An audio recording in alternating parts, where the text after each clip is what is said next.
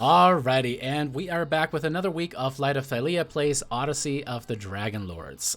It has been a wonderful week. Lots happening, not just in real life, but also in the game world. We almost lost Daemon to Ragnarok, that of course released this week. Today, when did it actually release? Tonight. If it came out before 10 o'clock tonight, you might have lost me. So anyway, good news for that one. However, my favorite part of it is, of course, that Mr. Mainboy is played by Christopher Judge, who I absolutely have a massive, massive man crush on. And of course, his best role ever, I don't know if that's actually true, but my favorite role of his is Teal'c in Stargate SG-1, which is going to fall off of, by the way, this is a random piece of nerd trivia that's happening right now that affected me barely. Stargate is falling off of Netflix on November 30th. But don't be too worried about it because Amazon has all the MGM rights. So if you have Amazon Prime, you can watch it on Amazon Video. If you don't have it, I mean, there's only 10 seasons to binge watch. Yeah, that's a lot. Anyway, so super if you don't have it, get a VPN and check Netflix in all the other regions, and you can probably still find it. Mm-hmm. Or buy the DVD set, which is probably pricey, but then you just own it. Whichever way. My God, I need to change the way the lighting is on this. It looks like I'm just like, oh God. Oh, that was worse. No, I just look like I have these like super deep set sockets. Like, help me, guys. Yeah, I really need to change my lighting situation. That might just be real life, David. Maybe you're Don't just tired. Them. Shut up! You do have 2 children under 5 will do that to you. Yeah, kids. I was gonna ask, does anybody use DVDs anymore? Like, is that a thing? Those are the for things real, you use for coasters on the coffee table, right? No, yeah. So that is happening to you right now, David? I was like, do people actually use those still? Y'all, they made fun of me so brutally before the stream even started. They're like, do you remember when Netflix was a DVD service? Yeah. Yeah. Hey, remember when Netflix made a show about Blockbuster and it's a terrible fucking show? It's just like insult to injury. They killed Blockbuster and now there's a Blockbuster show. That sucks. Anyways, I clearly know too much about useless TV information. Can you call that TV? Is that just series at that point? Okay, fuck it. We need to get into the session. Do you guys have anything before we get started? Sorry, old people. It's been Yeah, you know what? Damn it, I agree. I'm just Alrighty. There is one more important thing to talk about. If you missed it last week, we ended up applying, I don't know if that's the right word, but we were one of the streams that responded to Foundry VTT's call to stream their very first published adventure called A House Divided, which has kind of gothic horror vibes. We're super excited about it. By the way, as a shout out, Marissa aka Estrella does stream on Saturdays at what time? At 6 o'clock Eastern Standard Time. At this place called, it's like Shattered Glass Flask or something like that. The Gilded Flask. The Gilded Flask on Twitch. So if you guys want to check her out, the Gilded Flask. Wonderful group of streamers there as well. But anyway, we'll be starting that either right in the last week of November or the first week of December, depending on the events of tonight. If everybody gets brutally murdered tonight, we don't have to worry. Then we definitely have to start a new stream anyway. True. Jokes aside, that's the plan. I got it now. I am excited to have these characters be able to take a little bit of a break because we have already discussed that at a certain break point in the story, there's going to be a longer downtime, something that never happens in campaigns, at least the vast majority of campaigns that I've been in and or DM'd. However, it's going to be fun to kind of explore a little bit of a side story and to kind of showcase some of the cool things that Foundry can do from, Foundry published this kind of a perspective. And that is it. That is all I can do to delay the inevitable brutal murder of everyone in Light of Thylea. Now, as we're delving back in, previously, our intrepid heroes of the prophecy, the ones that still remain, found themselves upon the Isle of Typhon, or the Maw as it was referred to. But I guess storytellers are always supposed to be in past tense. And you were upon this island to explore a curse that had been affecting Brissa and Lyra's families for generations now. Lyra and Brissa made the incredibly brave decision to venture into said island by themselves. As they flew onto a side of the volcanic massive mount that they apparently needed to descend into, you came upon an opening of 3 different caves. One smelled awful, one was perfectly fine, and one had weird screams and moans and whispers coming from it. So naturally, you went for the foul one. There you got to meet a very opulent, fox-faced, corpulent is the word that I was looking for. Yes, Damon. I love being able to kind of see Damon's face. No. It's good for me. I'm good at keeping my mouth closed. I'm not good at keeping my face closed. I apologize. No, I mean, he was technically opulent, but it depends on what you counted as wealth. But corpulent individual that received a little bit of an offering. It seemed like the fates were looking out for Brissa, handing her what appeared to be a lizard-like haunch to give to that creature. Devouring that, it let you pass, and you descended deeper into the mount, where suddenly Gold Ring appeared, and you flung a poor creature that had its mind destroyed. Wait, different storyline. You stepped to the edge, and you jumped into the lava. You saw the fate strings extend outwards, grabbing the energy of the Geigen belt that Brissa is wearing, encapsulating you, and you sunk. You came back to as you looked upon a siren that was strung up inside of a cage, watched over by a massive 3-headed Cerberus.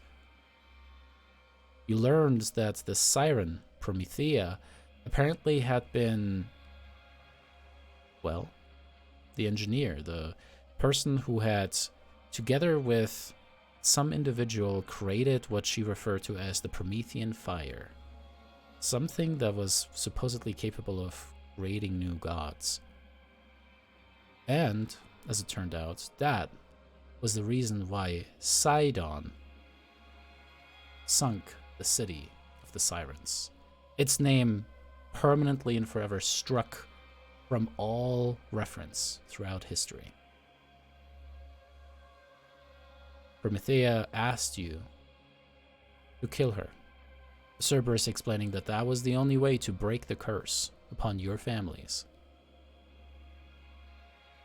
And Lyra, as you took the dagger that clearly was not yours, since you just clumsily threw it over the edge of a ship. Just a knife, actually. It was just a knife, not even a dagger. As you took a blunt, crusty butter knife, you put an end. Been sitting in my pocket this whole time. To this millennia-old siren. With her the knowledge of what exactly this Promethean fire was, where exactly it landed, but your best guess, as you asked her, was that it was still with the city, wherever its remains may be with Thylea's seas. You teleported back out of the island. The rest of you having enjoyed nice rest and relaxation, just kind of hanging out, getting to know Argenti better. Daphne and Argenti probably just talking ad nauseum about, hey, how can we be more awkward? Hey. As you filled everybody else in on the details of what happened there. Lyra feeling maybe a certain way towards Sidon. Estrella trying to be like, hey, it's fine. We're picking it back up, as you guys are still around the island of Typhon for the time being. Got drunk, of course. Argenti ended up teleporting in. Super drunk. Argenti, of course, was introduced. Apparently assigned to a council that is supposed to shape the future of things and, Aresia maybe, and also keep an eye out on y'all to make sure that you guys don't go completely off the deep end. Whatever the case may be, Argenti now a little bit of an embed within the Light of Thylea. Light of Thylea asterisk.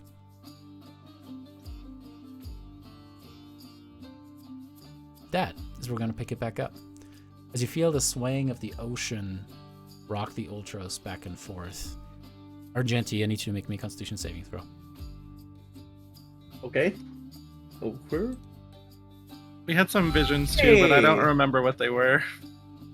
Yes, actually, Argenti, as you had taken a sip of wine from the Horn of Mamutria, given to you by Lyra, of course, you ended up having some visions of being in another body. You saw what looked like massive draconic claws instead of your hands, pulling on these dark chains that were chained around the necks of dragonlings, young wormlings, maybe a little bit older than Thylea, and with some kind of weird, smooth, perfectly spherical crystal object that swirling inside of it had these ghostly figures. And as you yank out of this vision, you almost puke all over the table as you're like, you put up your hand as you just immediately rush off to go puke in one of the many bedpans. It's my puke sound. Pretty good. Oh, thank you. It's masterclass in theater right there. It's like an old Nintendo style fighting game.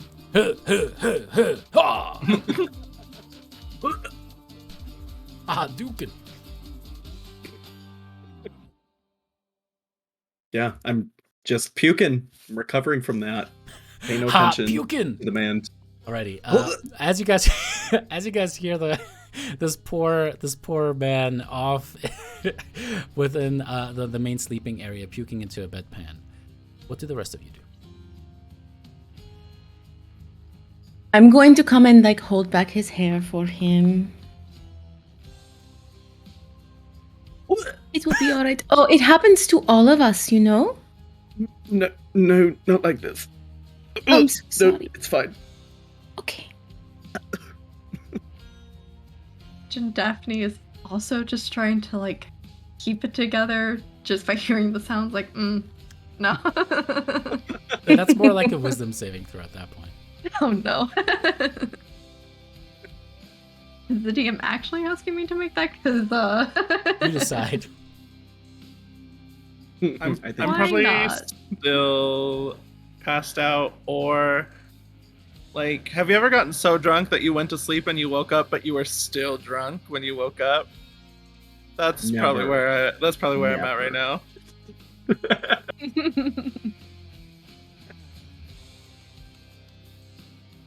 All right. Argenti, as Estrella holds back your hair, and you have thankfully got to the point where it's just dry heaving, right? Oof, The bile That's is worse. gone. No, I mean it's like there are no more chunks. That's the good part. Yeah. As you kind of like stop with that, you look up towards Estrella, and the images of that are still kind of floating by you. You still have the memories of what happens within your vision. And Estrella, with your incredibly high passive perception and insight, you can tell that Argenti is shook, and it's a deeper shook than just suddenly not being able to handle your liquor. Like there's this cognition of something soul shaking about them. Are you feeling better? You look. Yeah.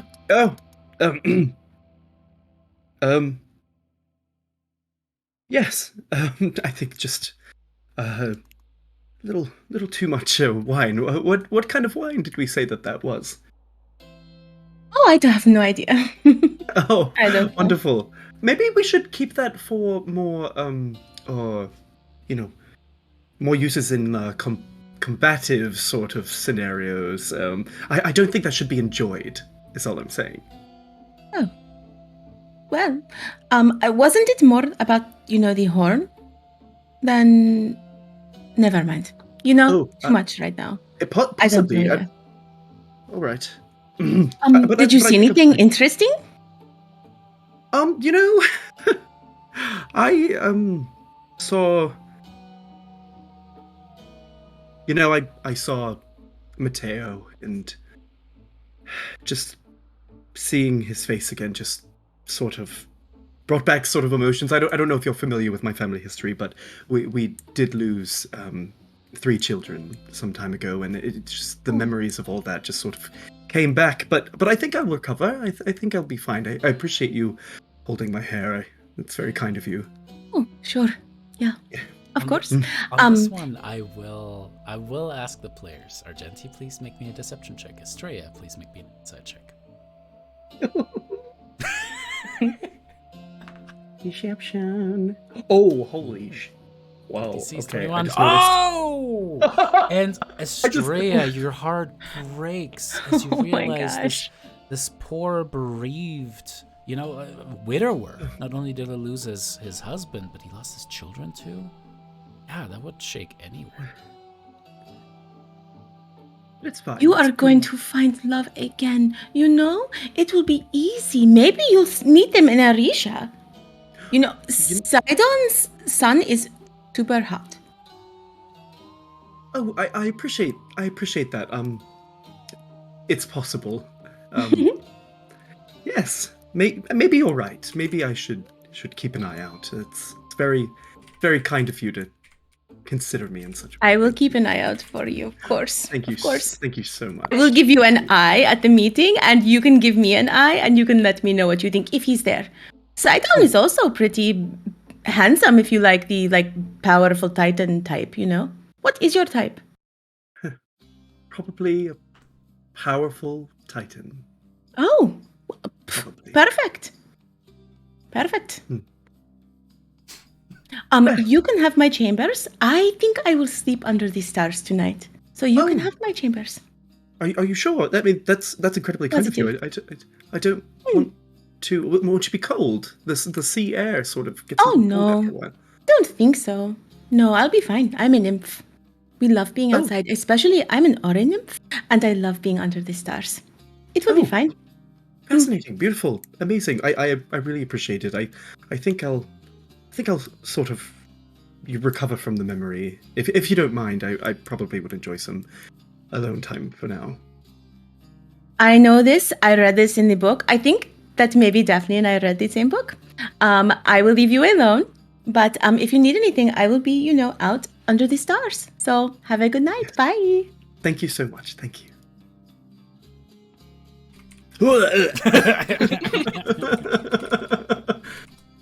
Alrighty. As you guys, bed down, drag Lyra to the spot where she's supposed to sleep, what have you. Is there anything else that you guys would like to accomplish this evening, if you are conscious?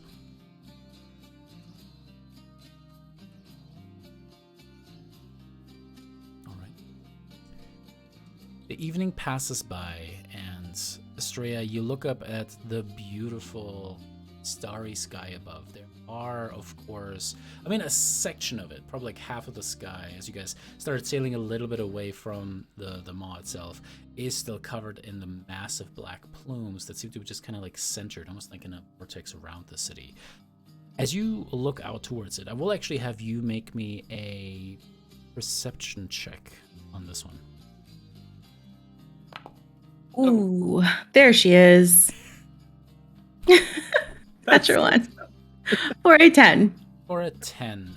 In the darkness, it's hard to make out, but you do see on the backside of the volcano itself, it's interesting because you can see the rivulets and rivers of lava running down, almost, giving it this like inner illumination, shining light upon all of these cragged black outcroppings that look almost like a wound the side of the volcano that is definitely towering some 30, 40, 50 feet away from the actual lava flow itself. And you can definitely see with the way that it seems to kind of just have like broken out and it stays there, why people call it the, if anything, that is like this, like a gaping wound on the side of the isle. And with that thought kind of floating in your mind, and the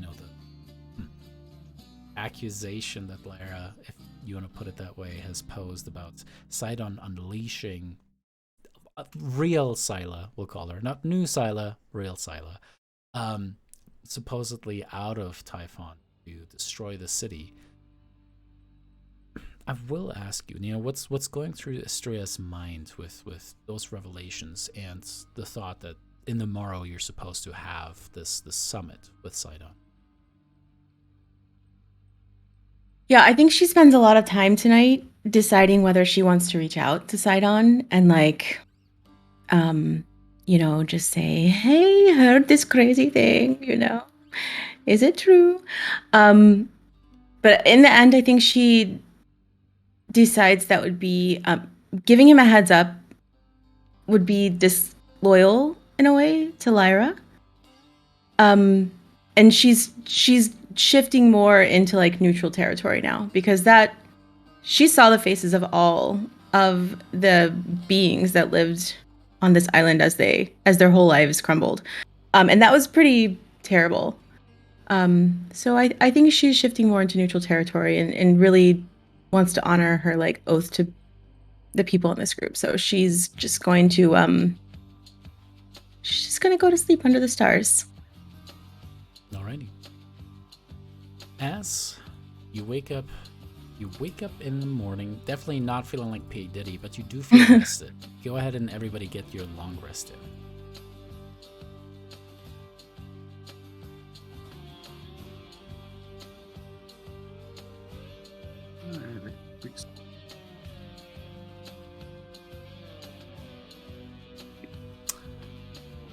As you guys wake up, Argenti, you are in a hammock that seems to be sagging a little bit. You hear like something is kind of like pulling upon the rope as it is tied around some of the mast, or some of the essentially kind of pillars of wood that are within the structure itself. And as you look down, you suddenly realize that you have been snuggled with. And you look upon this body that is curled up next to you, and kind of like almost like a little spoon inside of the hammock. And you see this shine of golden scales kind of catch your eye as you see Scylla, new Scylla, improved Scylla, with a little paw kind of hanging over the edge, going.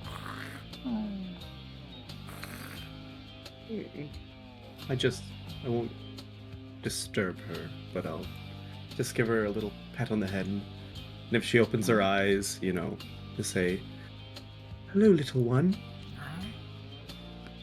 Hi. Do you have coins? Do I have coins? Uh-huh. I probably have a few. Would you like one? Right, no, sort of like get like to my actually, my pack would probably be hanging up somewhere, so he'll just like reach, take out a gold coin and hand you it. See the eyes immediately just go, just like full kitty cat laser pointer mode, as Sila's eye follow the coin. But it seems like she's definitely patient. She waits for you to actually give it to her instead of just snatching it out of your hand. There you go. Very polite of you.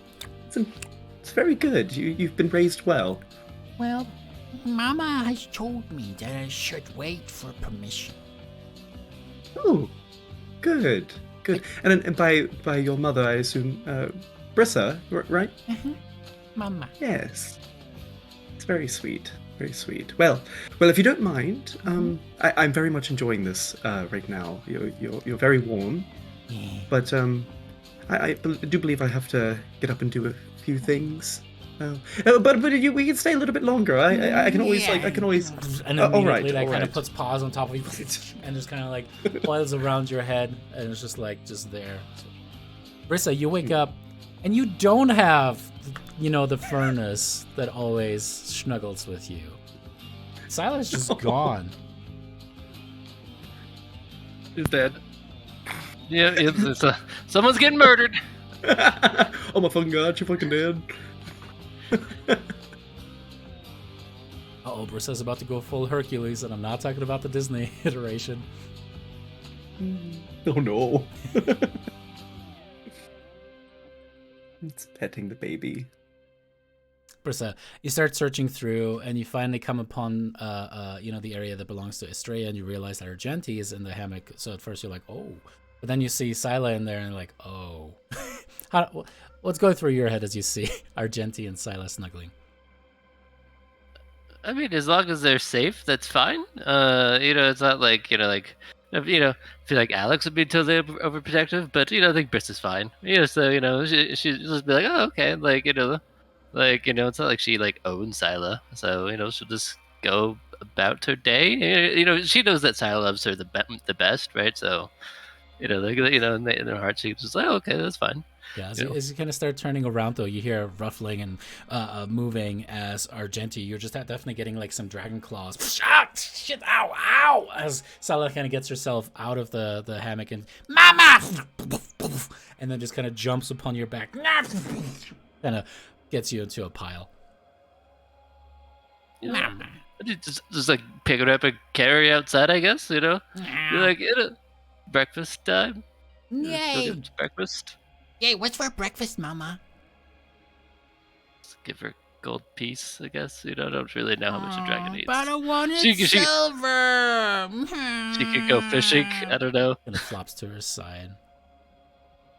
Anyways, as you guys make it through breakfast and everybody kind of starts to gather, Brissa, during this time, you have definitely started to feel that there seems to be an almost static charge that has been starting to gather around the javelin that you received from Sidon. The charge seems to be starting to get more and more potent as the hour has kind of drug on for the morning.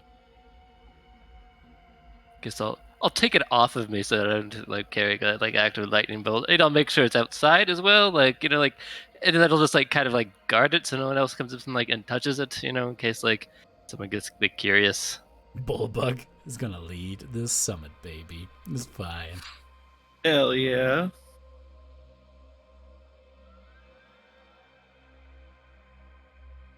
So I'll just after breakfast, tell Silent to go get everyone so that we could head out and be and tell them that the lightning bolt seems ready. We'll say that you guys are all there during breakfast anyway, and I'm sure that at some point, the topic of how we're gonna do this the second summit thing comes up. We'll say that you guys have done the how did you sleep? No, how did you sleep? Oh my gosh. Oh yeah, it's kind of getting used to sleeping on a ship. Blah blah blah. As you guys are starting to get into the meat of oh man, this is going to be the second summit. How will you do this? What kind of negotiation tactics do you have, and what details do you want to make sure are set in stone, so to speak? If I may, I had something to say about this.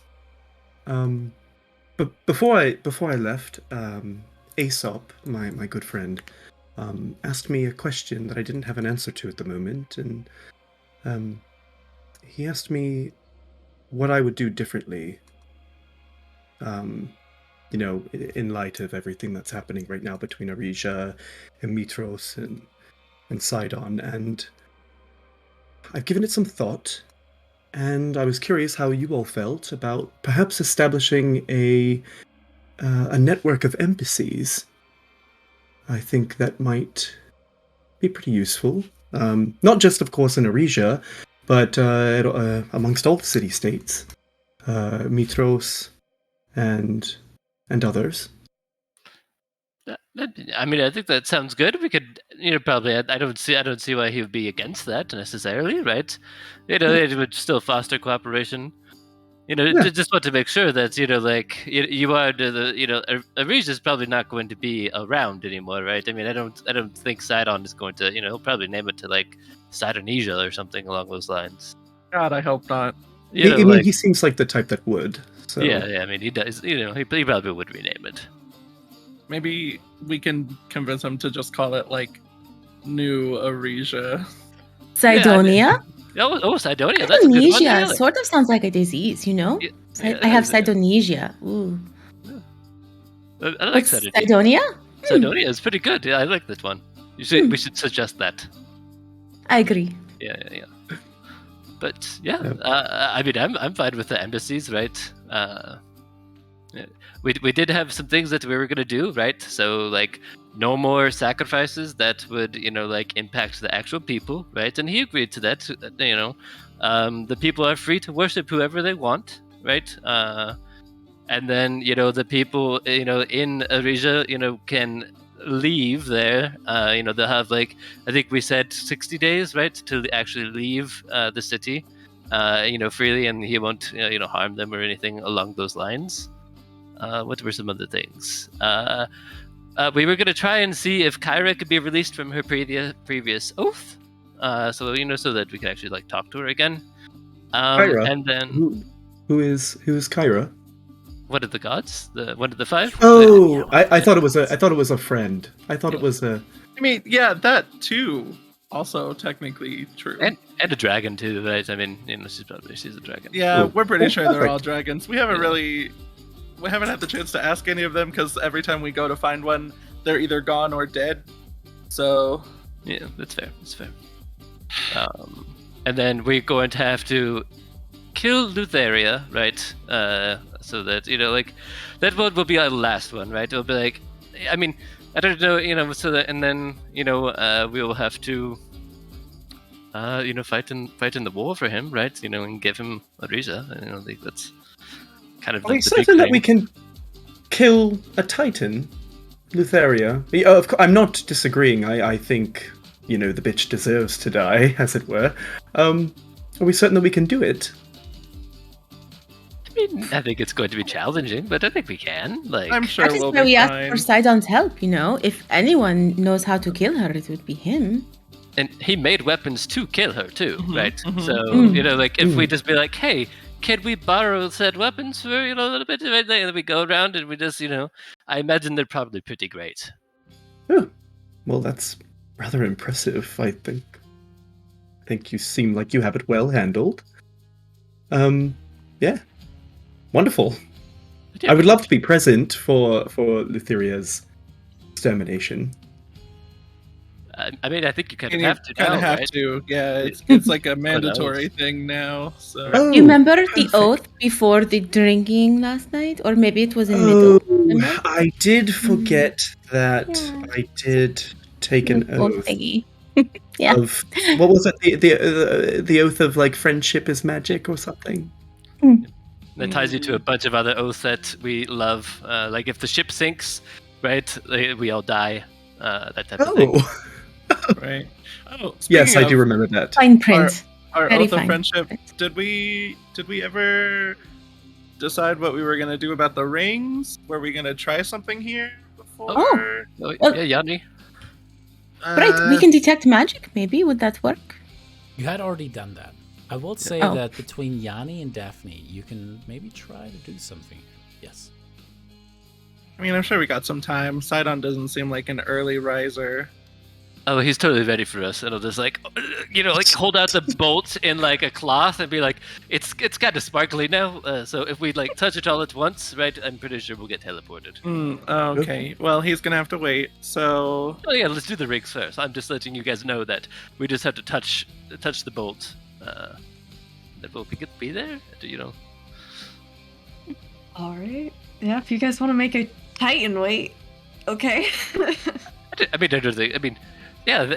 I say we do the rings real quick first. I mean, if you think it's gonna take like 4 days, obviously we can't do it. But if it's like an hour or two, Yes, and sometimes to be late puts us in a position of power. yeah. I've learned this in Norwegian politics. It's a power play. Be Fancy. fashionably late.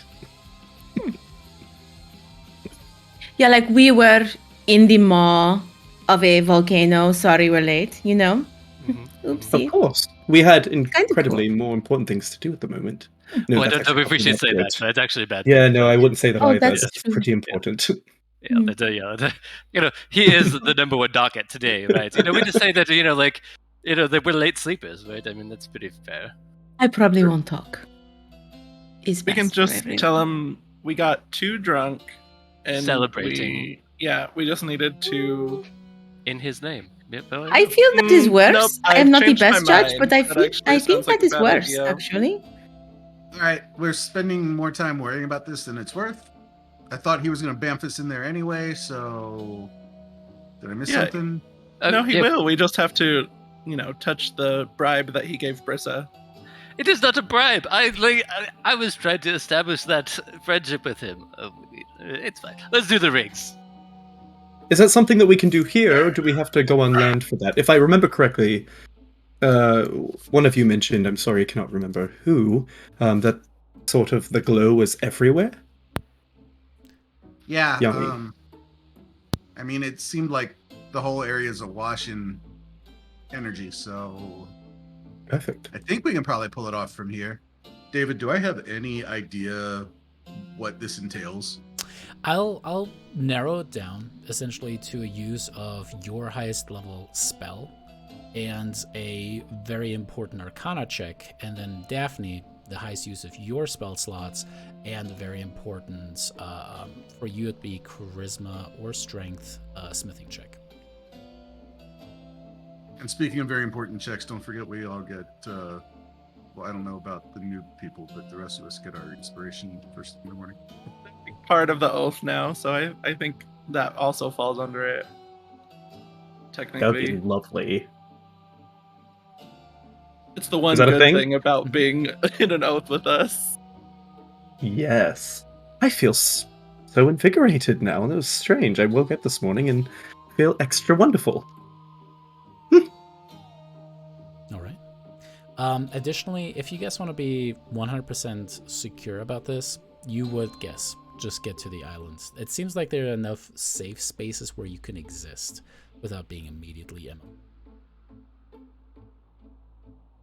I mean, it seems like the energy is most concentrated over the island, so I think the closer we can get, the better chance we have of this working.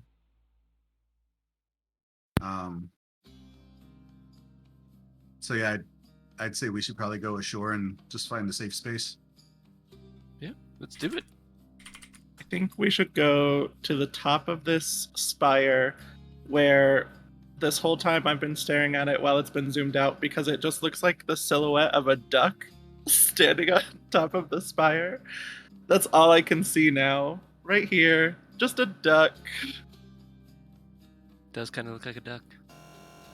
But an albatross. That's what they're talking about. Oh yeah. Huh.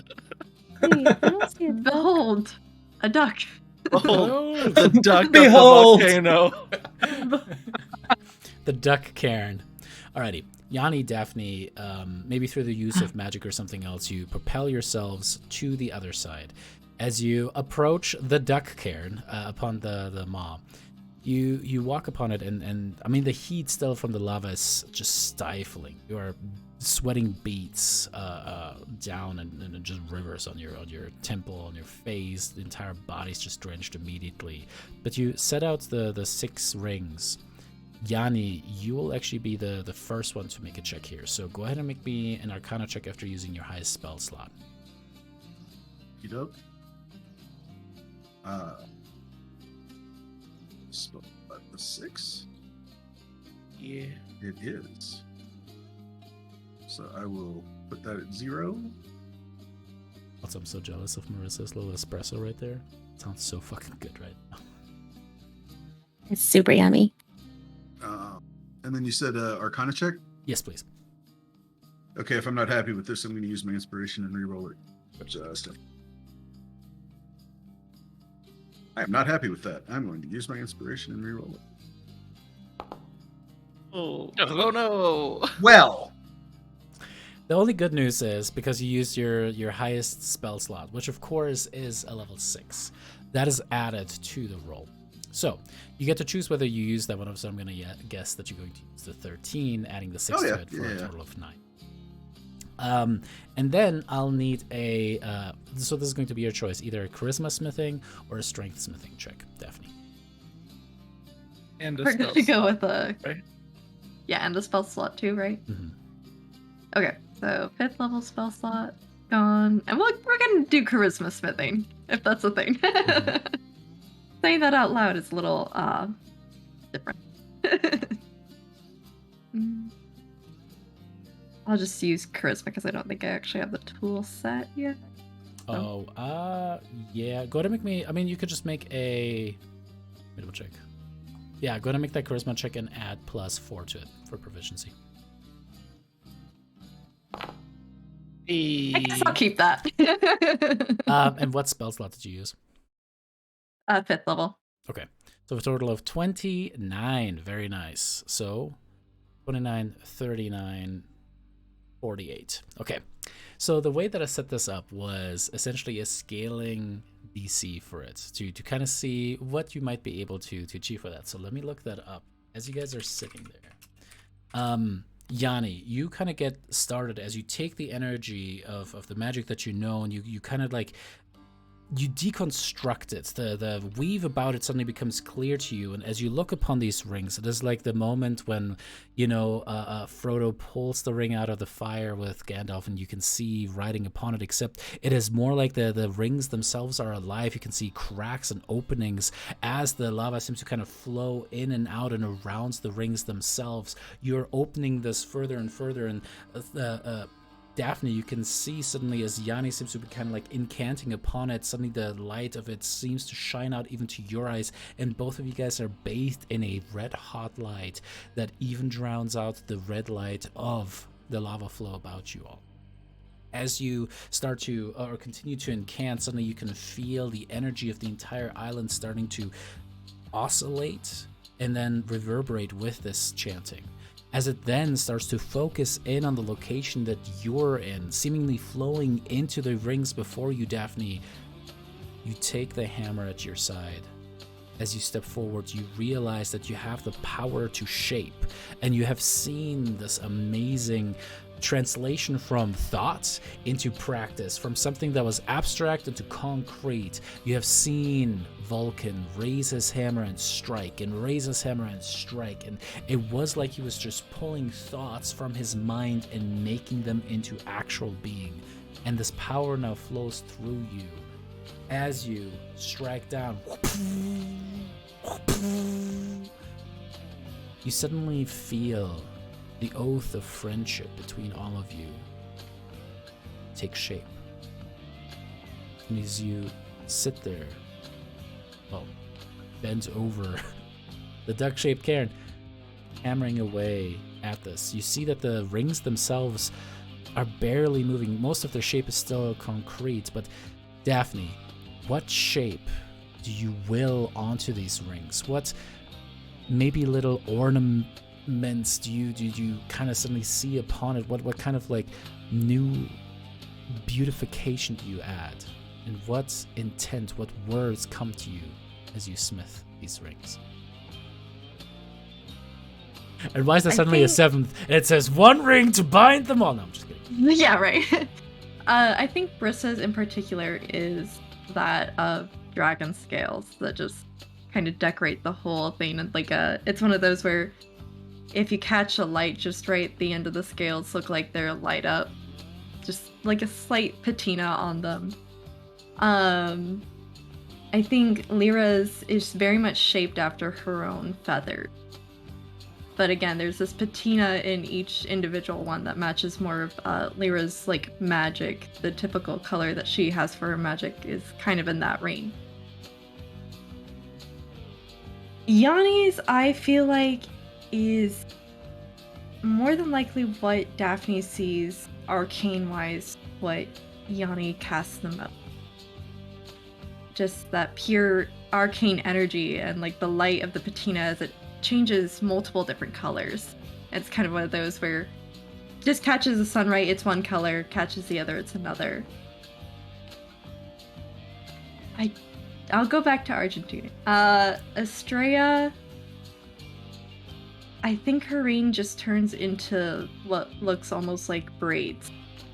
Like individual gold string after gold string just beautifully braided to kind of resemble the fate. As it's just oh so delicately weaved.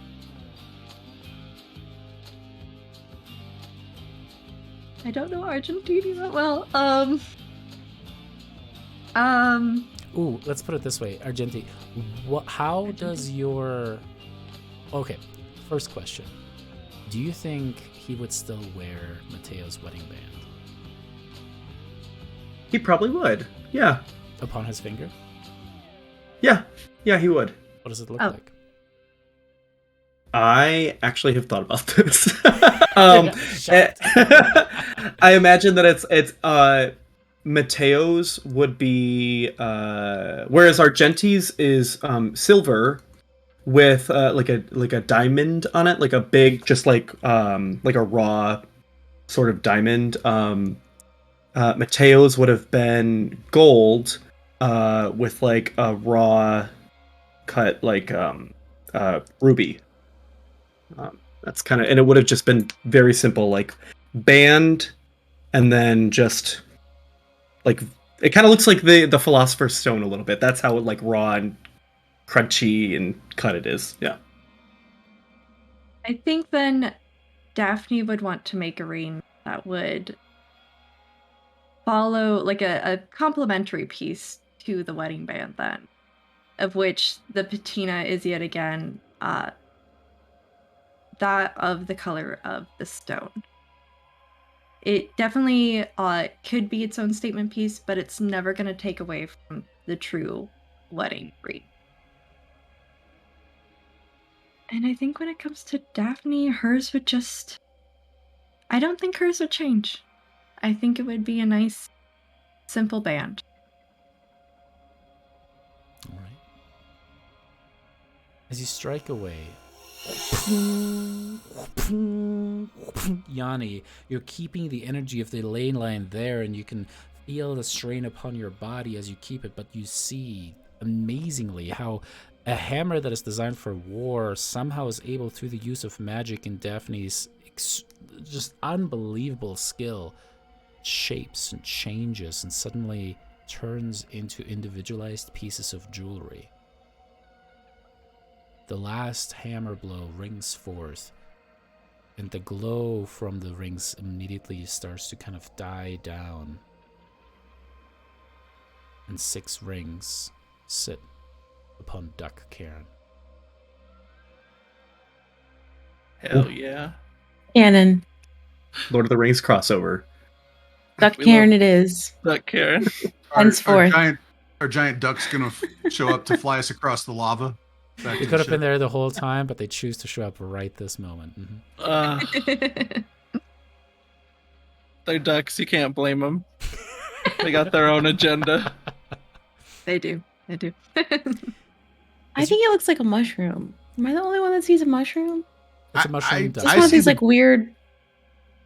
I see the dark blue many? thing, and I just see those blue crystals from God of War. So, That's true. Or like a baby dinosaur from like and the it Land has Before nothing to do Time. with the fact that I did a speed replay of it in the last 3 days, so that I'd have everything fresh in my mind for the new one. either. Yes. As you collect the rings, though, Daphne, you kind of hand some over to Yanni, and both of you guys feel that there's a potent power upon each one of those. As you bring them back towards the ship and hand each of the rings to the person that they belong to, how do the rest of you react to the shape of them? Stoically unemotional. Terrible. No. The lava, disgusting. Trash. Get this out of here. Lyra's all, I wish it was birdseed. You can't form birdseed into a ring. Who says you can't? can. Anything's possible. It's D&D. No, I think Haven't it you is. seen those things they use to feed birds where it's all like pressed together? You could easily hollow one of those out and make a ring out of it. He is Absolutely. Like a mold. beautiful. Yeah. I love it so much. Thank you. It's perfect. Glad you like it. Thank you. Thank you. I try to keep all of your styles in mind. I don't know. I mean, if it's not that great, I can always redo them at a later point. I just don't want to keep No. a Titan waiting. Excellent craftsmanship. I think they're Very, wonderful. very good. You did yes. a great job.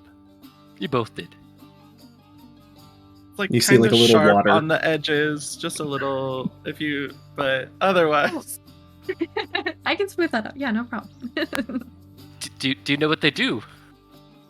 Nope. absolutely Not not. really. I mean, I just kind of was That was quick. Are you putting sure? raw magic there, and who knows? Do I know? puts her on. Yanni, you I could kind of certainly got caught up in the moment. you could identify the rings now that they're active. Essentially, they work like a little bit of a combination of 2 different things. Not the third thing, sadly, but 2 things. First, they all will act like rings of protection, so it's a +1 AC that you can add. Furthermore, once every 7 days, so it's a thing that once it is used as an action, you can cast the spell Death Ward from it upon yourself. Once the Death Ward has been used or activated or, falls off, you cannot cast it again for 7 days. Dope. Cool. Yeah, that's pretty cool. That's big. Do they require attunement? Of course they do, my Oh, friend. god damn it.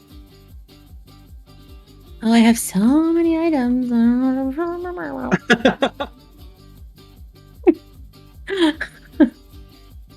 Alrighty, while I get those added, as you guys slip the rings on, you immediately feel the connection between each one of you kind of connect. And as you reach out, there's a last benefit. This was the base benefit that I had forgot about for a second because, well, whatever. While you are within 100 feet of each other, you can send a message spell telepathically to one another. Unlimited? Unlimited. I mean, message. Cantrip. Mm-hmm. Yeah, it's worse message. big. Or what is the 120 feet for a message, or 150? It's 120. Wow. Okay, everyone except for Tyler gets one.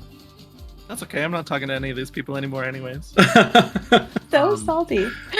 So when you say ring of you- protection, does What that did I do? include the saving throw bonus as well? Or You were just the here. AC? It's just AC. I apologize. Okay, no, it's fine. Just You were just in the ask. vicinity.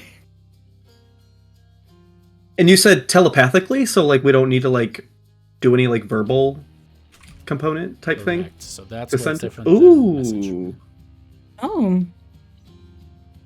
very good. Does it still take an action? If it's in combat, yes. Outside of combat, it doesn't really matter.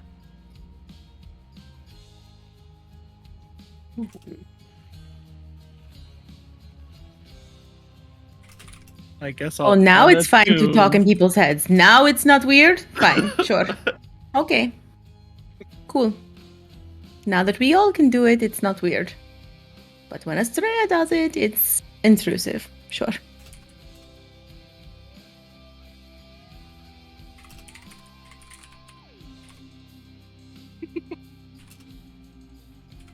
I don't understand the saltiness. I don't think I was there for that, but I apologize. I feel like I need to apologize nonetheless. No, do not Please. apologize. Remember the book. Remember the page you showed me? It was all No, about it's- apologies. True. But still. I just want to ease the tension that I feel. Like, this is probably not a good thing to go into talking about Titan. You know, like we don't want this True. kind of energy around, you know? True. Also, speaking about the Titans, there was one more thought that I had, if anyone was willing to listen. How do we also feel about, I don't know, creating a sort of Bill of Rights for citizens of all city-states? Maybe, it could go hand in hand with the embassies. Each city-state keeps a check on one another. I think that's going to be really difficult because they're like all not there and everything. I mean, I think it's a great idea, but I don't think it's like in the like area that we can enforce side on to do. Like I think maybe it might be like a later on thing. Of course, yes. Maybe we can negotiate annual summits. We could do it, and then, like but we do want to be careful of that, right? Because we don't want him to like be like in a year decide that, oh hey, I'm going to war, right? So maybe just like an annual meeting where we like talk. Yes. But Yes. not, but the terms of the our thing is still basically forever. Yes, I actually do need to write those down. And then I'll just I'll probably find Estrella and be like, can you just go over the things, or even like Yanni. I feel like Yanni would actually probably know a little bit better, just because the nature of Yanni's intelligence. No Yeah, if you offense, go to Estrella first, she just gives you a blank stare. And then I see that you put it in chat and everything. So I'll we'll probably talk about those guidelines to follow. And that's it outside of conversation. I'm getting that information from you is what I'm trying to say. Okay. Copied. Do you guys want me to just stand around and look intimidating, or I mean, do you want to add anything? Like, I mean, do you have anything you want to add? That's up to you. No, I think I don't want to step on toes. I mean, if you have an idea, we're glad to hear it. I mean, if you're like Sidon should give a tithe to someone, right? We probably won't do that, but it's because we want the peace portion. You want to establish your mom's vineyard as the sole source of wine in Astoria, we can probably Mother would kill me for that. No, she lives a retired life, keeps busy. That would be too much. I think we're good. I don't know. I feel weird about letting Sidon essentially just get a win. That's what it feels like to me. As somebody whose farm was affected by his tantrum, it feels like, I don't know. You guys have had to talk to him. You have all had lots of discussions with him and dealt with him far more than I have. And I recognize that. It feels weird. I'll just leave it at that. You have my undying support no matter what you discuss, no matter what you choose to do. It just feels a little off. I will just once again say that, if someone came and tried to, take over Mitros, they would be mad, and so that's kind of what happened, roughly. Like, Sidon was mad, because people tried to come and take over his stuff. And, I think this is a good sign because he is willing to work with us. Person in the wrong is a matter of perspective, usually. Everyone thinks they are in the right. But, that is all I will say. And I respect that I sound like I recognize he's your grandfather, and you definitely have a lot more input in that way, and I completely recognize. Oh, thank you. I mean, I don't really know him very well. I only met him once in my whole life. Twice now. Sorry, twice, yes. But yeah, so it's not really like he didn't read me stories on his knee when I was a baby, or anything. Mm-hmm. I just really want to kill Luteria, and I don't think we can do it without him. Okay. Besides, Daphne, if I may impart some wisdom of what a dear person to me once told me, is that the Black Widow will always let the person who swats at it win. But it is when the person who swats at it is sleeping, that's when the Black Widow bites. Sometimes you must let the swatting hand perceive that it is winning until the moment is right.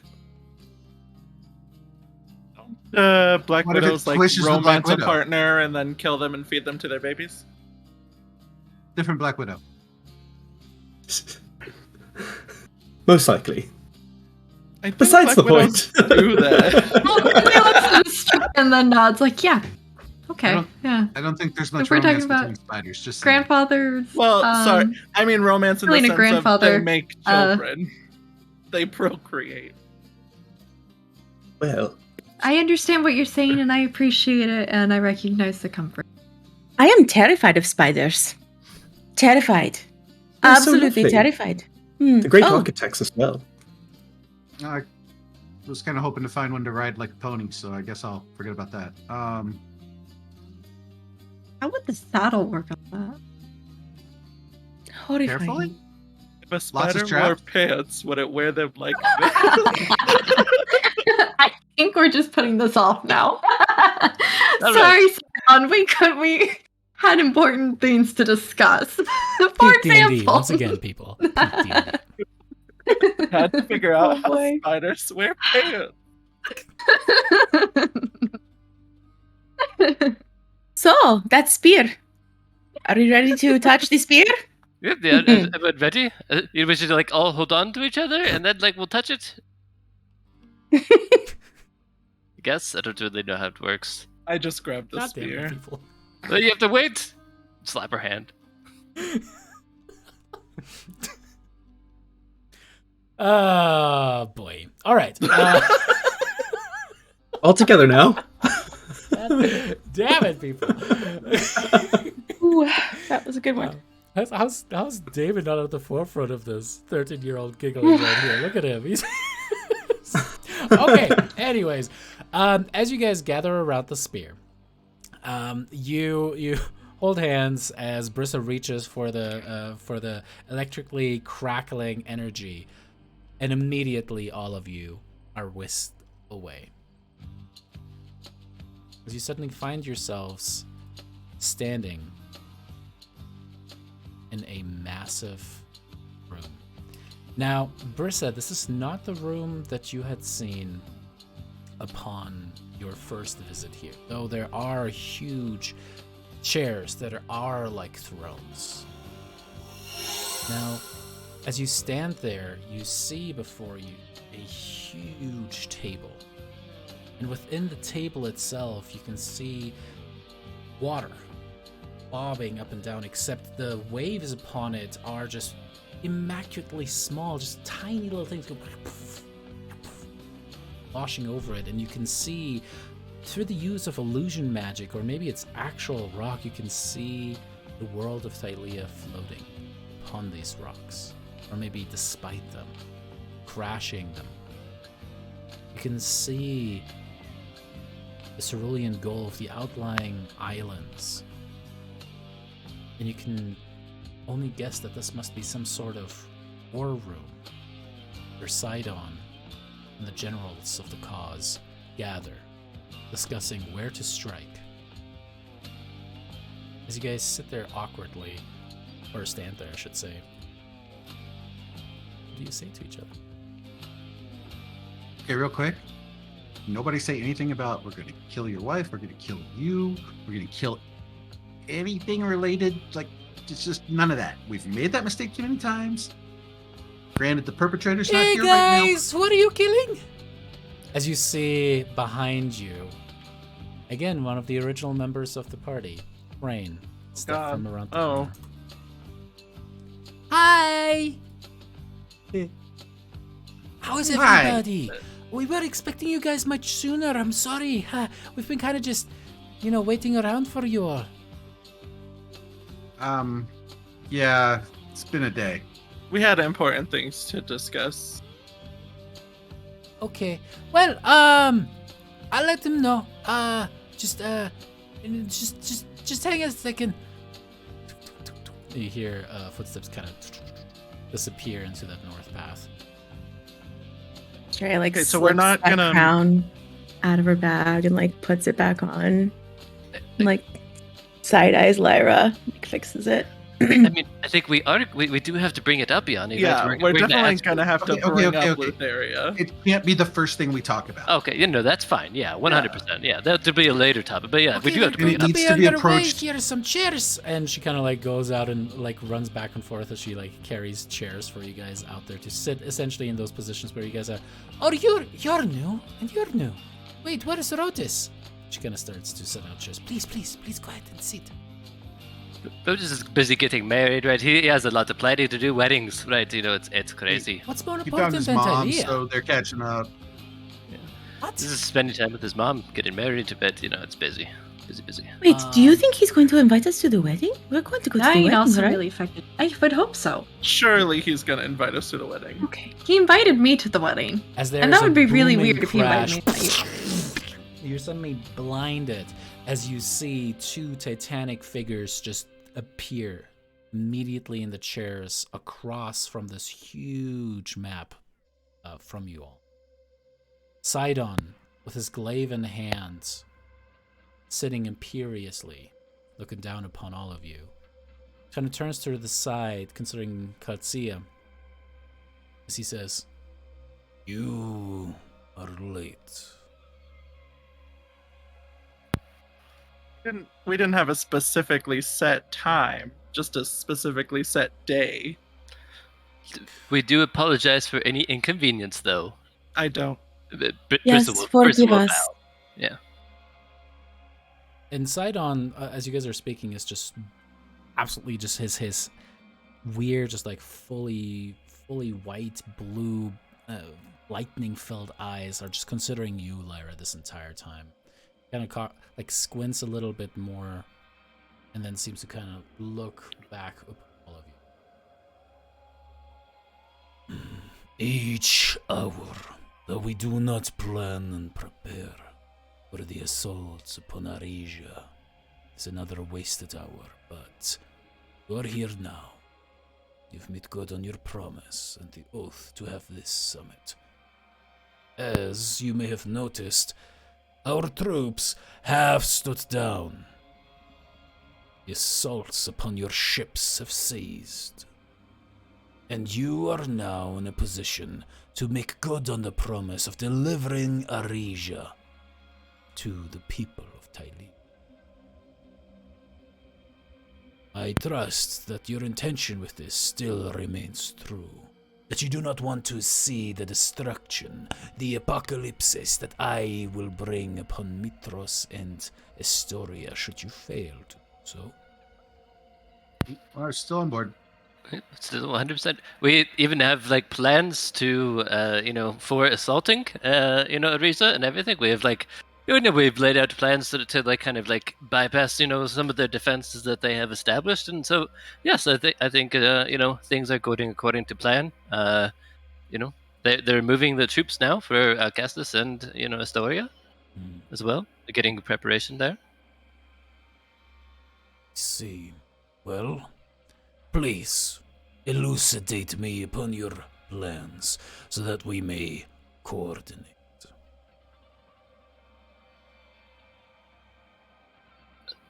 Yeah, I mean, so we're going to cause, a distraction, right? So that, like an assault on the walls, right? As you are probably familiar with, the walls are very vulnerable, right? But we have an inside man that is going to allow us to, get inside. And then once we get inside, he's going to lead us to the Palladium, which is a source of its power, and we'll be able to break the Palladium, which will then in turn our assault against the walls into, not, right now it would be like splashing water against it, but then it would actually be like a real assault. Thylea kind of looks towards her father and then back towards you as she says, so what you're saying is that you would be a strike team. You do realize that this Palladium is probably going to be located within the palace. You would likely run up against Queen Helen and her personal guard there. I mean, we were. I would hope so. Yep. Wasn't that the plan to take her out? Yep. We were going to. That was part of our agreement with the other guy. Yes. Was to take her out. I apologize for my leading question. I want to ensure that we are still planning on killing the queen. Yep. Dead. Mm-hmm. Good. Now, we are willing to dedicate our troops if Astoria and Mitros will commit their troops as well towards the offensive, this distraction as you call it, yes? Yeah. I mean, then it will have to be like a real offensive, but, we will have overwhelming power at that point, right? Afterwards. Now, we only have a week before the Oath of Peace ends.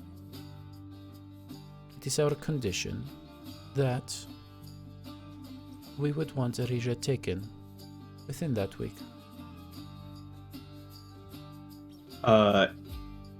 If I may, I'm gonna look at my new companions.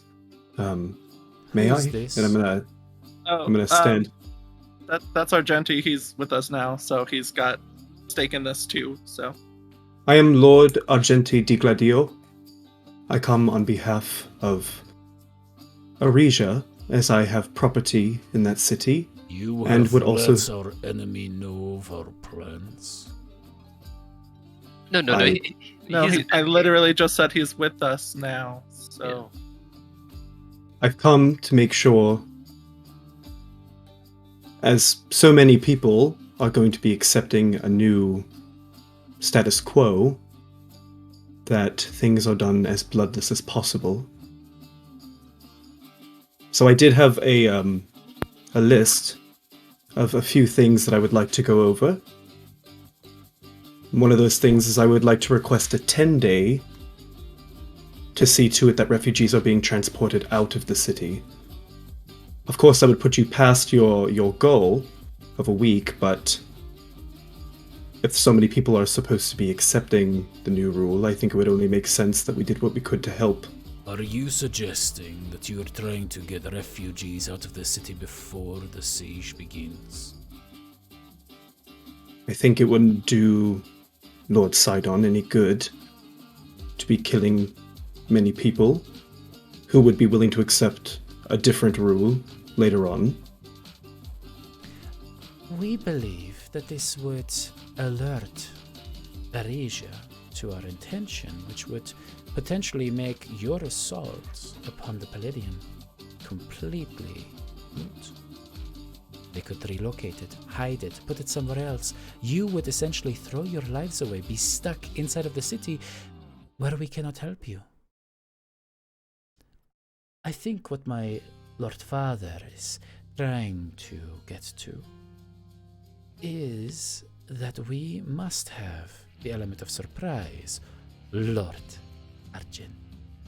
So, we understand and respect your view of this, but as we had agreed upon at the first summit, we will allow refugees to leave the city after it has been taken, ideally in the least blood-shedding way possible. Then I hope you will see to it that the least amount of people, especially children, will be affected by this. Especially children. But perhaps you want to make sure that I do believe this city of atheists does have a custom of sending their children to their little temples to learn the way of war. It seems that Arisia very much encourages their children to die.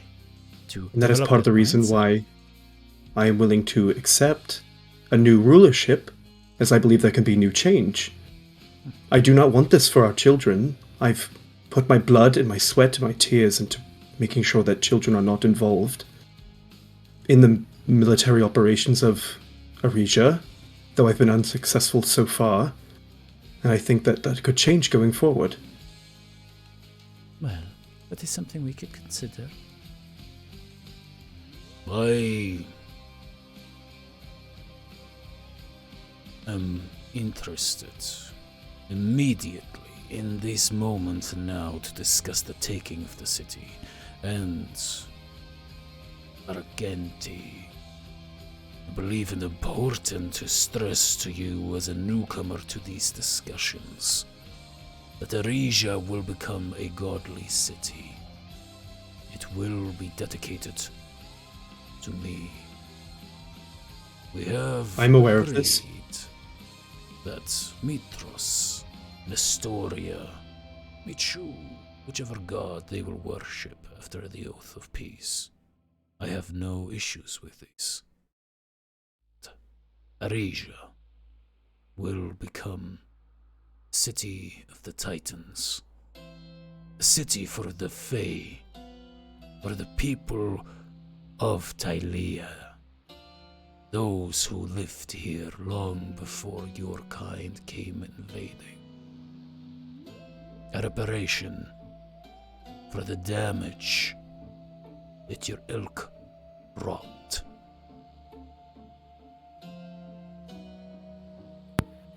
I'll sit back down, but hold his stare.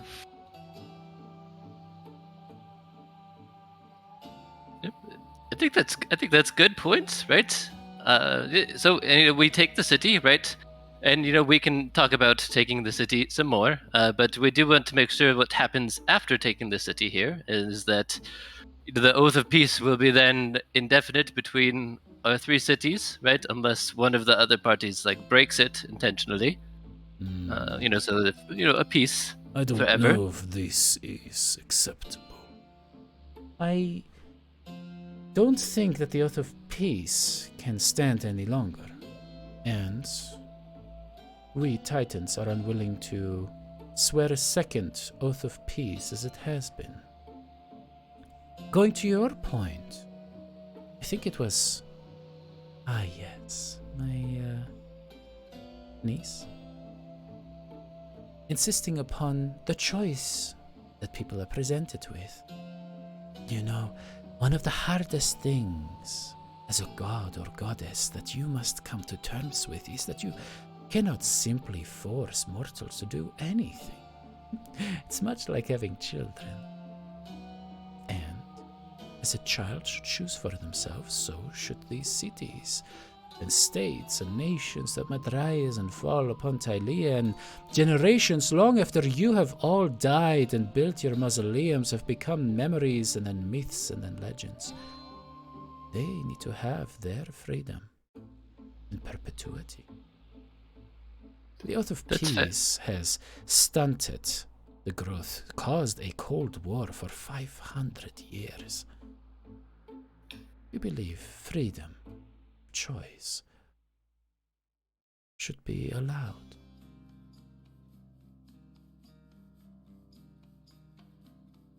I believe freedom of choice should definitely be allowed, but maybe we could just say like no wars for a little while, right? Like no, but just try to avoid any more wars. I think that's any more unnecessary bloodshed. I think that's the main thing. I believe that this will be up to the rulers of the cities.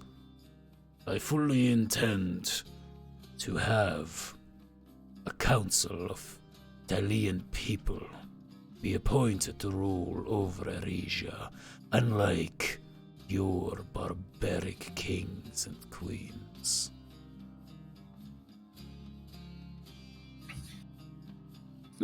I think that's a good idea then. Argenti had a good idea as well of maybe a yearly summit where we could, all the leaders of the cities could get together, so that we could talk about any issues and things ongoing within the world. Again, something that you mortals will be able to do once Erisia has been liberated.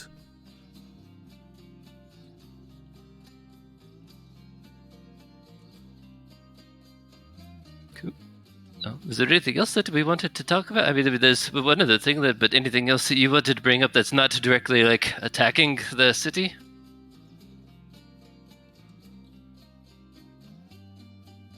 If I may again, one more request that I have, my lord. Lord Argent. And my lady. It would, at least a personal request on my behalf, that all institutions remain intact. Institutions of knowledge. We have grand libraries in Erisia that I would like not to be put to the torch.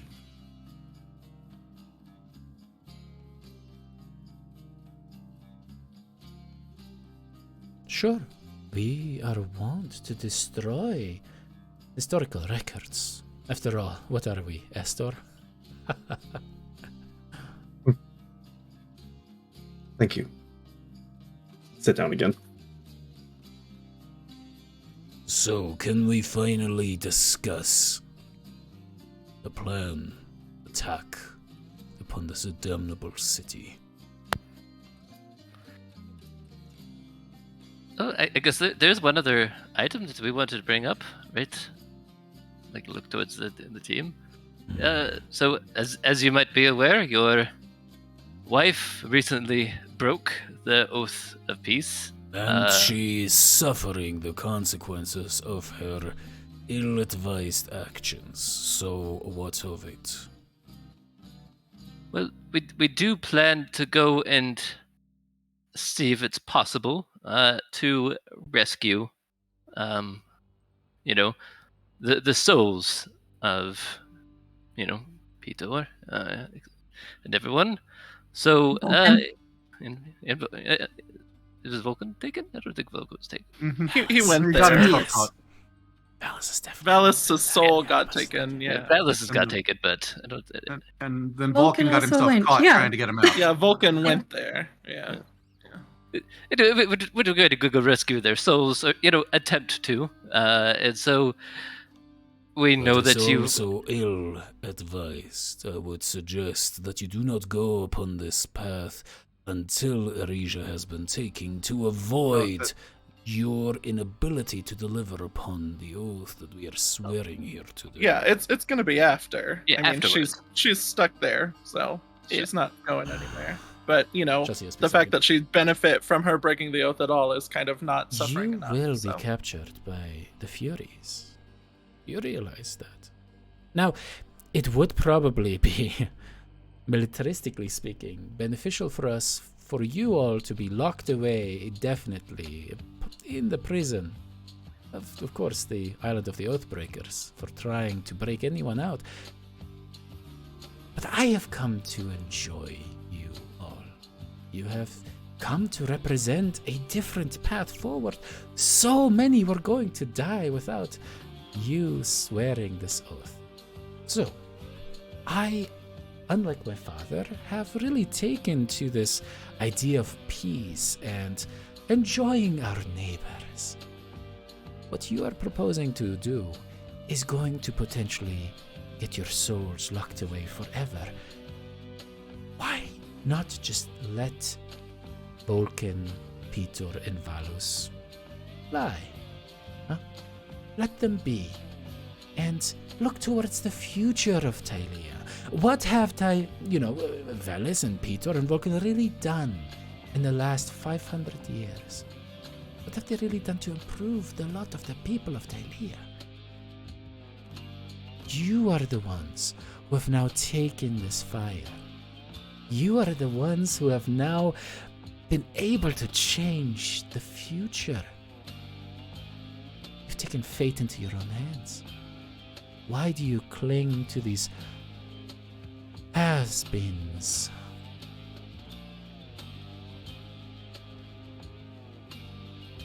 You know, I don't think anyone. as much as I like Vulcan, he's there by his own actions. Exactly. That's so true. if we can't get him out, that's one thing. The souls of Peter and Valus don't deserve to be trapped there. They did nothing to end up there. So it's not even necessarily that we're going to, raid the island or something like that.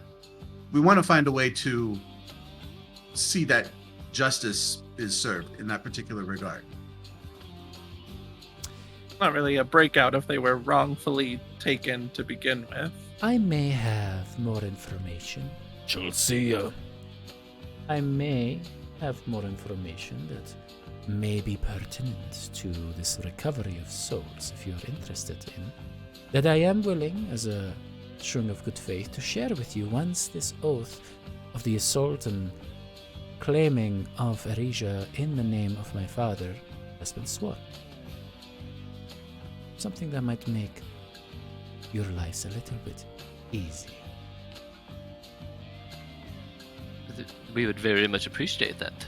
Yeah, I mean, we're going there whether you guys want us to or not, really. So it's kind of a moot point. why would you still be going there?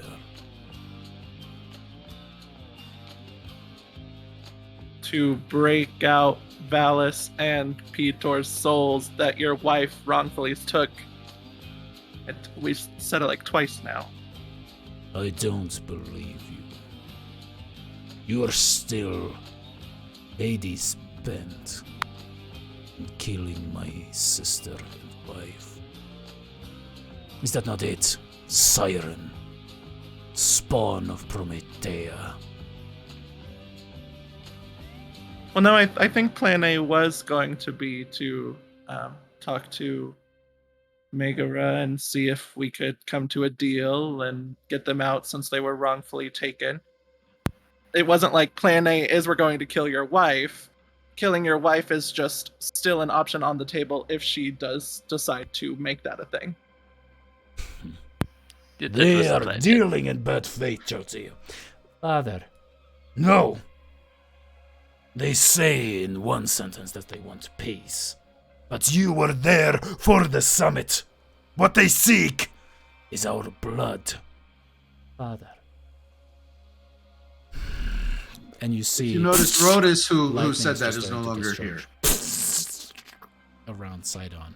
The room itself starts to get darker, and indeed it seems like the ceiling suddenly is just covered with a dark cloud. You are right, Yanni. The one who did say that is no longer with you. But we do have word that your name is Daphne, yes? Daphne just looks up and nods. I saw your face. I watched it. You are the daughter of Peter, huh? Well, one of the many. Yes. I can understand wanting to please your father. I can understand. He is-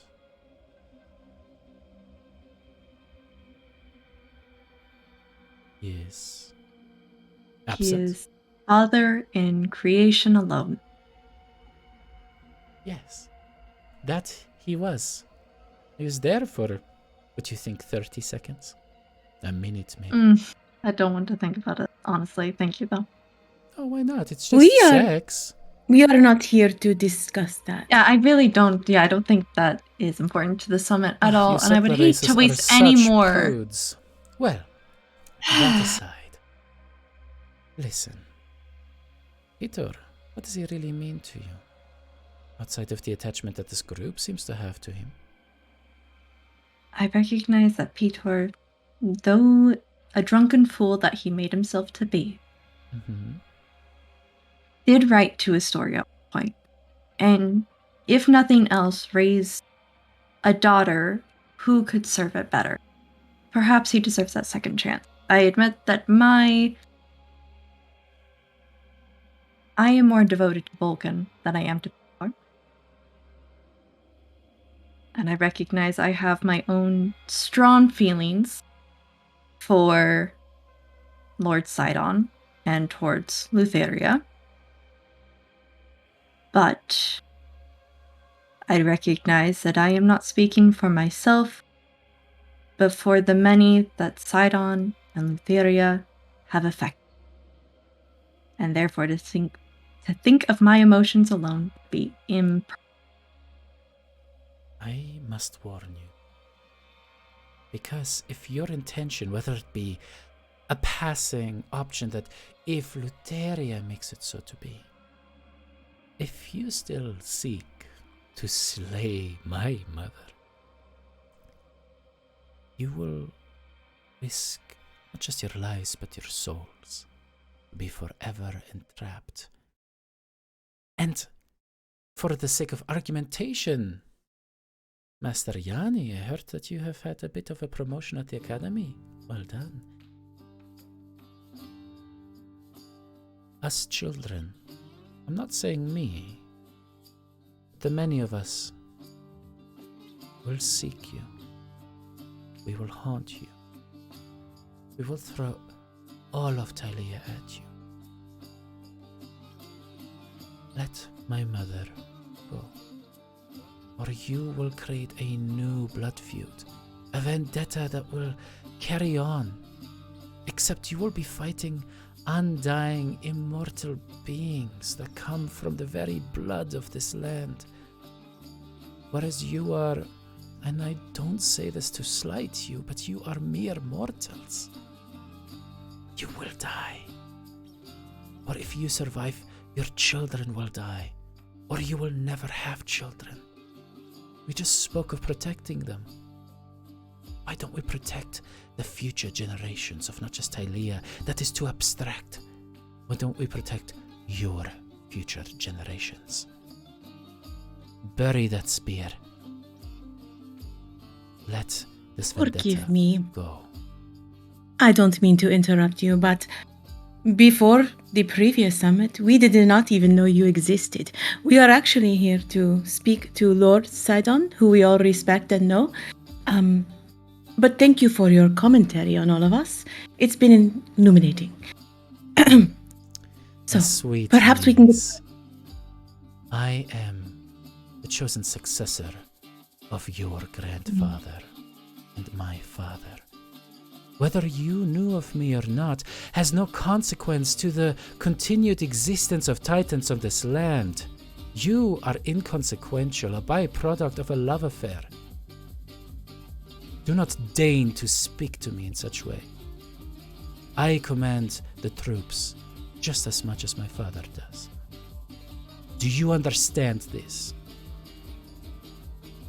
Well, I'm sure you'll be happy to tell us for many more hours, but I do understand the words that you're saying, and all I'm asking is that perhaps we could get back to the subject at hand. And the subject is Erisia.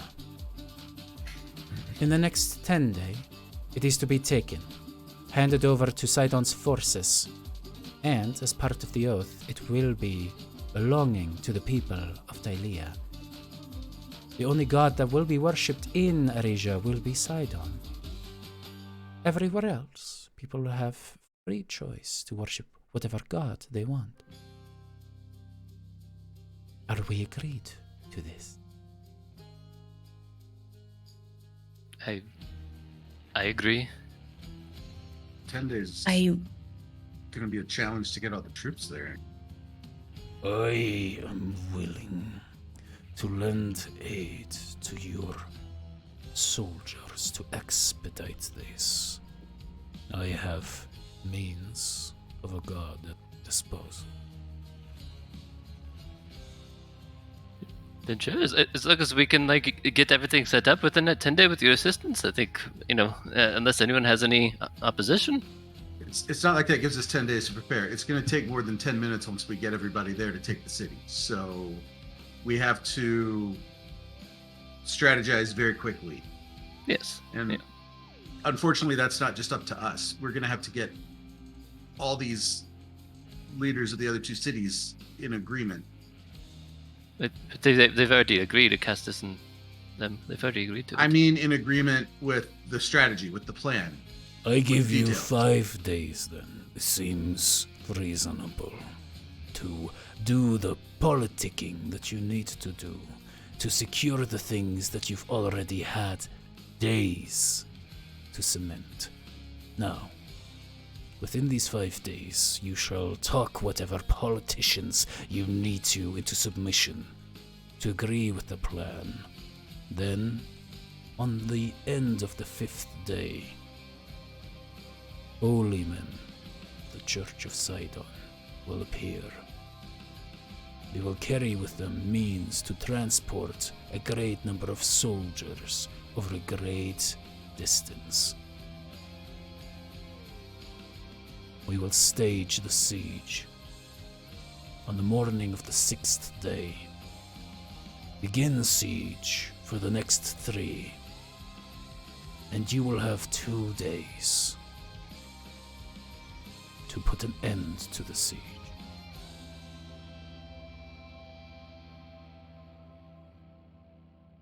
Is this reasonable to you? I believe so, yes. Surprisingly. Yeah, I believe so. Very well. Sidon gets up. You see Josiah immediately also get up with him, and indeed, even Crane is just like, okay. Then let us swear it.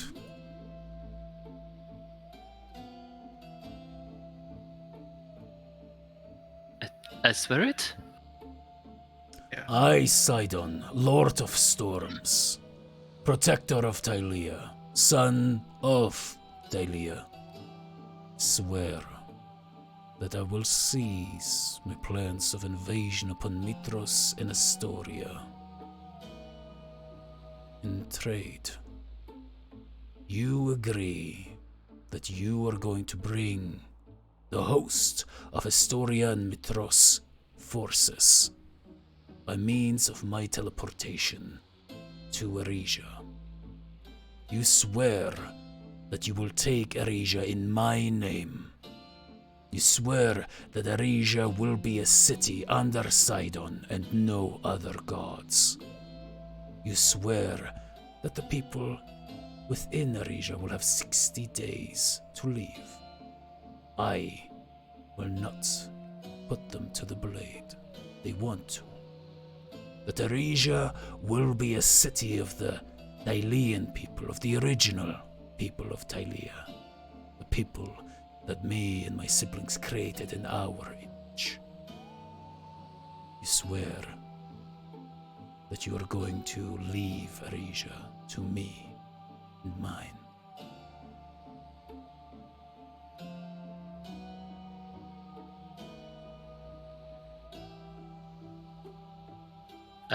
I Brissa Arclider, swear it. Kind of nudge the rest.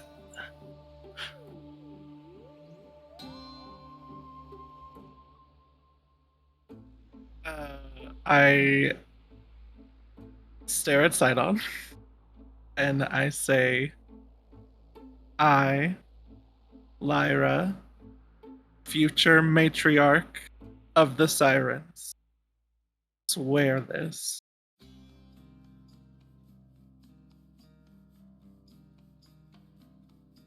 I, Yanni, so swear.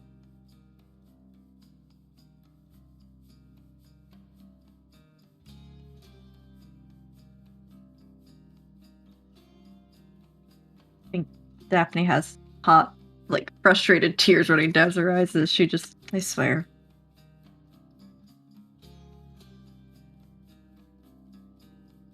I swear it.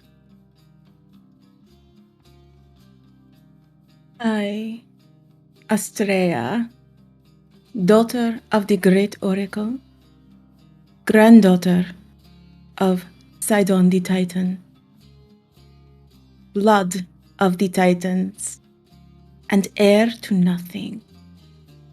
I do so swear. And you can see an almost predatory smile kind of stretch out as you say heir to nothing from Chelsea. As you can feel the binding force to a level that you have never felt before. Yanni, this is like what claustrophobia probably feels like to poor Yanni. Binds all of you. Another lightning flash. Chelsea and Sidon disappear. It's Cringe just like, oh boy, oh, this was crazy. Oh, we're doing it. Peace in our time. Oh, this is amazing. Oh, you are fantastic. I didn't think you were going to say it, Lyra. Oh my gosh, when you said, oh, matriarch of sirens, my gosh. Does that mean that you have to become the matriarch now, or you die? I don't know how oaths work. Whew. Oh, it's so good to see you all again. And sorry, Daphne it wasn't, and I don't think I caught your name again. Lord something. You may call me Argenti. Argentia. Great, very nice to meet you. Yeah, it turns out I'm also related to Sidon. Sidon has been busy.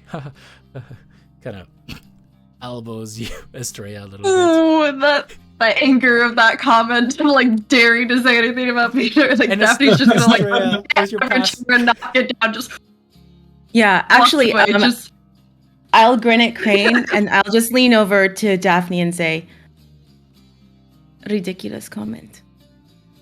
I will say, Astrea, with your Ridiculous, passive, and she knows it. passive insight, you could tell, unlike Chelsea, none of that was meant as a dig. Crane just generally is kind of a doofus. Oh, this is good. The whole new future. Yeah. There's going to be peace. Oh, this is great. Oh. I'm gonna put my hand on Astrea's shoulder, and I'm gonna say, "You will not be the heir to nothing." Yeah, And he's just very angry, like deep anger. honestly, the funny thing is, I don't want any of that. She thought that she was getting to me by saying she is the daughter of Sidon and the leader of his armies. I don't want to lead anything. To be That fair, how does the successor thing even work when you're immortal? It sounds very carrot on a stick, and she has absolutely taken the bait. But I didn't want to, anger anybody or upset anybody.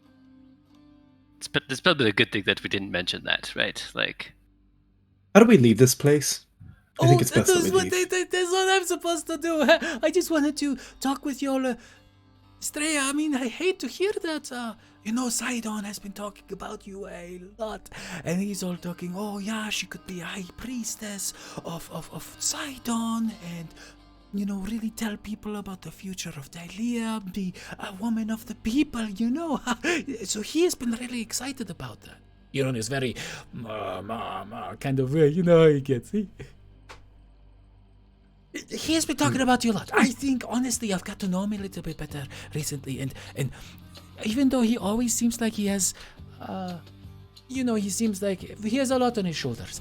I think through some of the grumpy veil, you can really tell who he cares about. And I think he really likes you and your mother. And I think it is important that we make sure he does not replace one monster with another. One that controls him with another. I see this happening and it concerns me. Sidon is the god of Thylea. My friend, can we leave now? Oh, I had some grapes and wine. Did you guys not want to hang out for a bit? Just catch up. Could we get to like a tour of the place? Like, is it like? Well, We have a lot to do and not a lot of time to do it. I maybe we can ask for a tour once everything's over and done with. Okay, where would you guys like to go? I mean, I think. Where do we want to go? Where do we want to go? Mitros or Astoria? Those are the two best stops. I mean, we've already like talked to a Castus Ed to like the Astoria, right? Like they both already agreed to do their troops, like stuff. Right. So we have to tell them that they're going to be teleported, and Strategy needs to be established, and I mean, they can most work a lot of that out themselves, but we need to get Sometimes when I everything. get caught between watermelon and a mango, I go, eeny, meeny, miny. Should we do that? If it would be all right, I think I need to speak to Aesop. So I would. My vote is on Mitros. Oh, is he in Mitros now? Oh, is he? I thought he was. Yeah. Did he tell? Okay, yeah. I think that's where our ship is too. The ship is technically still at traveling. Typhon's. You technically Well, haven't I mean, told I them think to go Mitros is yet. where they were going. We didn't send them anywhere this time. Oh, we didn't? No. Oh. You Well, just then send we it- should probably go back to our ship. I can always send a sending Yeah, we could just do a sending. Mm. Ophelia. I thought we told them to just go back. I thought that was the whole plan since Sidon was just going to No. bring us here. We didn't think about it this time. So it sounds like Mitros, yes? Yes, yeah. All right, think so, yeah. give me the spear. Okay, this is the really cool new ability I got. Oh, I like it. And you see Crane kind of hold out the spears. Her water seems to kind of like get more agitated. And then again, it's like this swirl of water that seems to make up her hair. Suddenly seems to stand on end and then suddenly turn into like a punk rock, like what is that called? Like a mohawk of eyes down the middle. And she's like, suddenly you can see her eyes turn into that lightning storm-like essence. She starts to float off the ground a little bit as she's holding that. To Mitros, I send you! As the electricity strikes across you, and you find yourself instantly whisked away back towards your city. And that is where we're going to take a quick break. Alrighty, y'all. See you guys soon.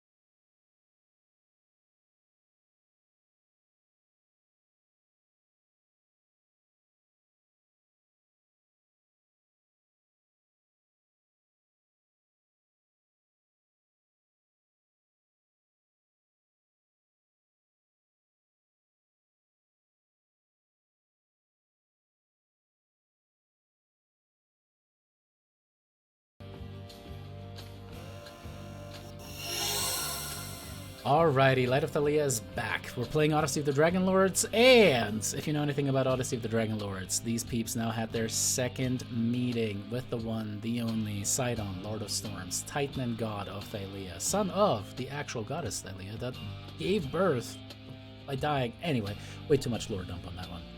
You are now back in the city of Mitros. Now, we can expedite a significant portion of this because you guys have done the roleplay. You have talked to the right people. You exacted oaths from people in Astoria. You are slated to become the future queens of Mitros.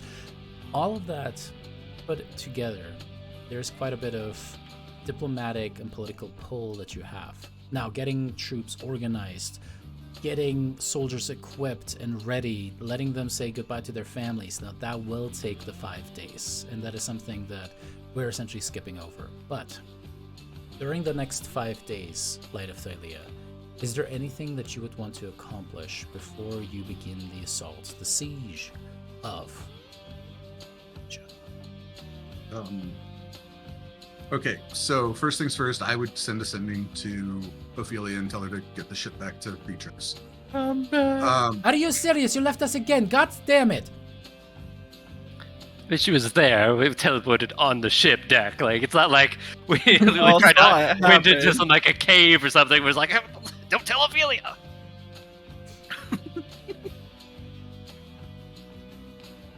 Pranked, bro. Pranked.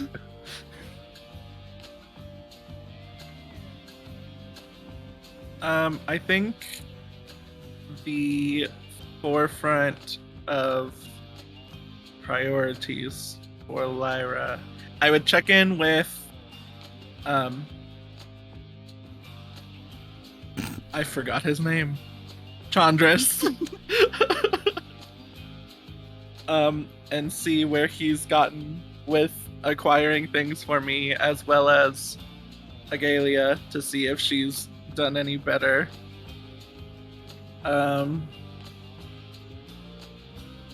But I think the biggest thing for Lyra now is she would begrudgingly go to the academy because she wants to see if she can find any information pertaining to the city of the sirens, the location, where it was believed to be, where it sank, even just like a guesstimate of the square mileage in the sea that it may be, that she can start looking. Okay, which do you want to do first? Probably talk to Chandris. I would very much like a really strong magical weapon to kill stuff with, so. Well, hello. How did everything go? You're still alive. That's good. Yep. Kind of. So, On the outside. How did it go? Do I have to really pull your teeth on this? I mean, it pretty much went how we assumed it was going to go. How did you assume it was going to go? Listen, I'm on the edge of my seat here. Come on, give me something. We're still attacking Arisia. Okay. We're still giving it to Sidon. Okay. We told Sidon that we're going to go Kill break Thylea Valis again, and right? Pitor. Like right well, at the very probably. beginning. Uh-huh. Probably.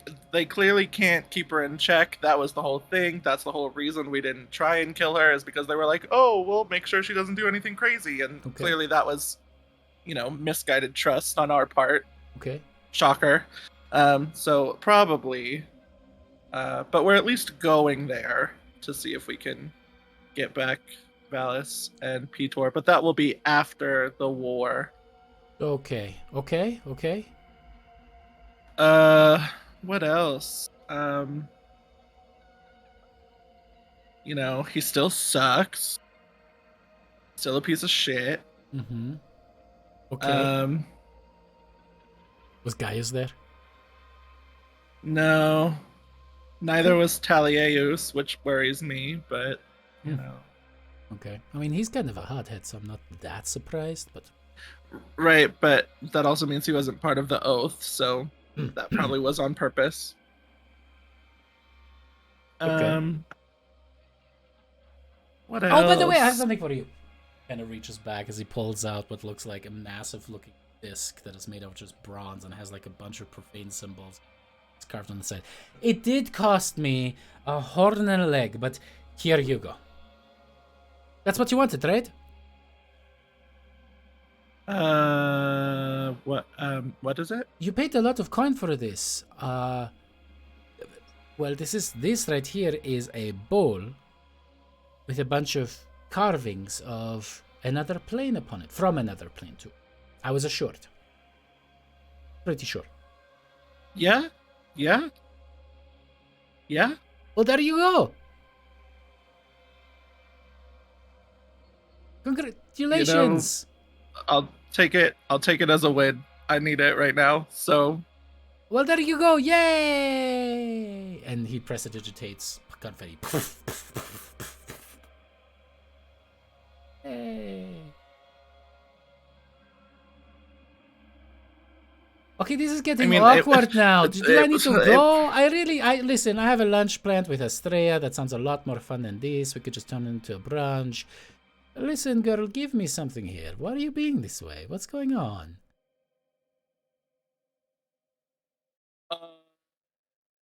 Just a lot of information has come to light about my past and the cause of it. Okay. And Listen, you're talking around the bush. I hate when people do this. Just fucking tell me. Give me the tea. Vent a little. Okay, well, honestly, this is very big and I needed something smaller. I need something that I can carry with me. So while you did complete the task, it is kind of the worst possible completion of the task that you could have done. That's one. Okay, I understand. Two, there's a lot of things that you're actually mad about and you're just letting it out on me. That's part of venting. Sure, whatever, go ahead. All still true, though. 2, Sidon is the person who sunk the City of the Sirens, not Lutheria, and I'm not mad at Estrella about it, but I feel like that's information that we would have known. But... So, in essence, I'm kind of mad at Estrella about it, but I'm not really mad at Estrella about it because we're besties. Mad at Estrella about it.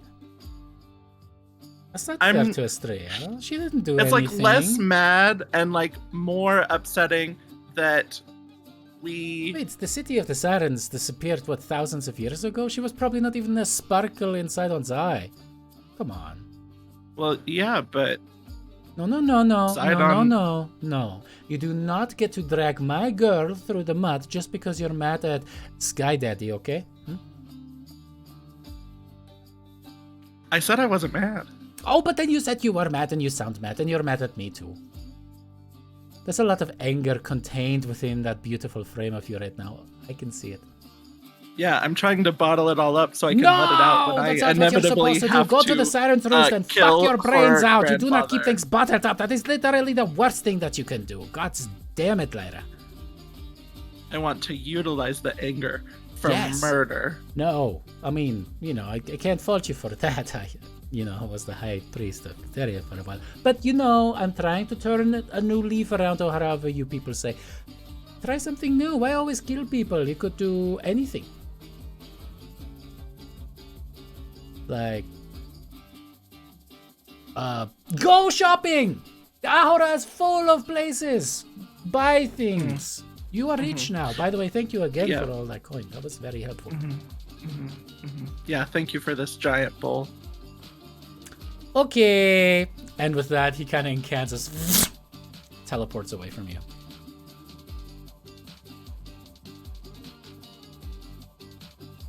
I guess I'd head to a Galia shop to see if she's gotten anything that I can actually use. You go to a Galia shop, and a little owlin lady with her 15 billion cats going through the shop.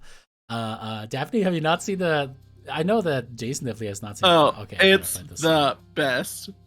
I need to see. Yes.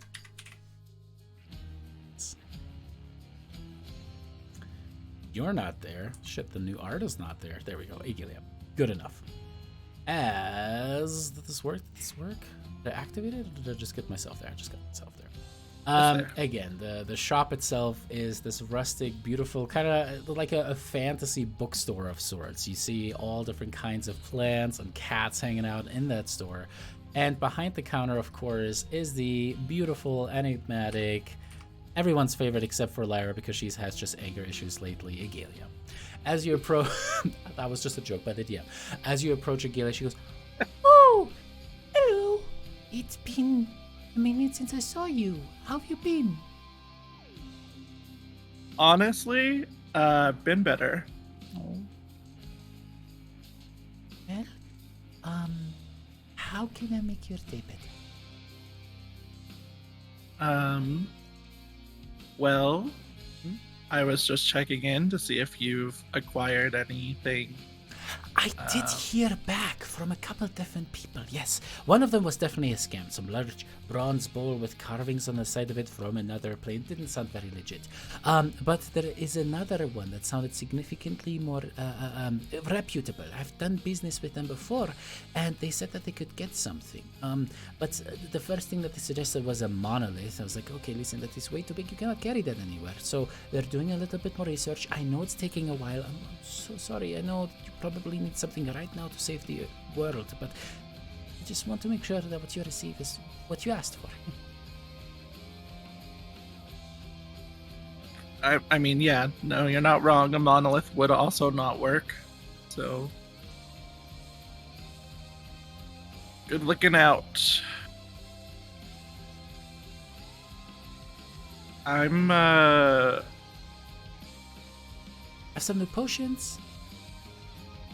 yeah, sure. Yeah, what do you got? Okay, so I was inspired by you saying that you fought a dragon, and Estrella seemed to really, from what you told me, just very nervous about poison and acid and all this other stuff. So I took all of the core kinds of damage that you could potentially receive in your travels, and so I distilled them into them, and so you can get a potion of each kind of resistance with this if you're be interested. And that would be 150 gold per, which of course you get a 10% discount. So for you, it's actually only 135 gold. And how many are there? Well, there are two of. So we have 2 acid, 2 fire, 2 cold. What is this over there? There is another one. I should have labeled those. I forgot to label them. It's probably a bad idea. Hang on one second. Get this. That I know that there's more to this. Oh yeah, I see. So acid, cold. This one is fire. This one is lightning.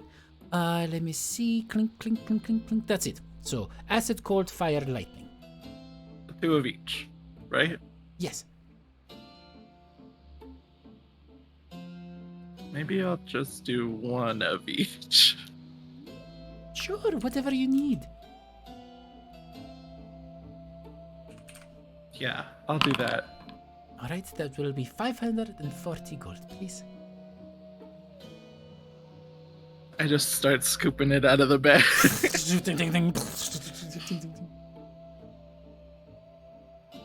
Alrighty, I'll get those added for you.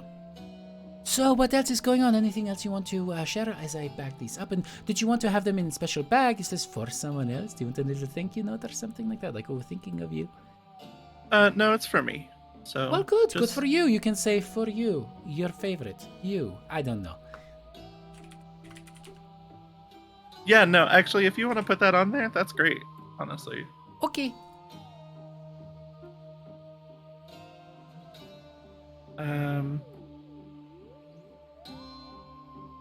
Math. I can't do math. Okay. Can't do math. Can't do math. I can't do math.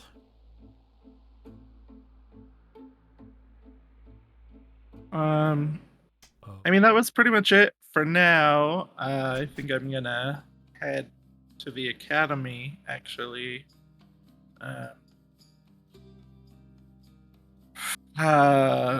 So that's probably gonna go great. But just Why don't you think that's keep going me- to go great? You have one of the best researchers that Mitros has ever seen. Yeah, Just no, asking for Yanni's help. great. It's just mentally exhausting being involved in any of those conversations. Why? It is thrilling. I think it's one of the most exciting things. I mean, you're accumulating more knowledge. You're hypothesizing on the existence and nature of truth. It's amazing. Even that, right now, just now, I'm ready for a nap. Maybe you should just ask Yanni to do it, okay? Very nicely. I'm sure he has. Ooh, how other about stuff you that buy he one needs more to do, bottle so. and you give it to him as a gift, saying, "Hey, I have a favor to ask, but here's a bottle." Well, what was the last thing that almost killed Yanni? Which type of damage was that? Don't remember. Poison? I think it was poison.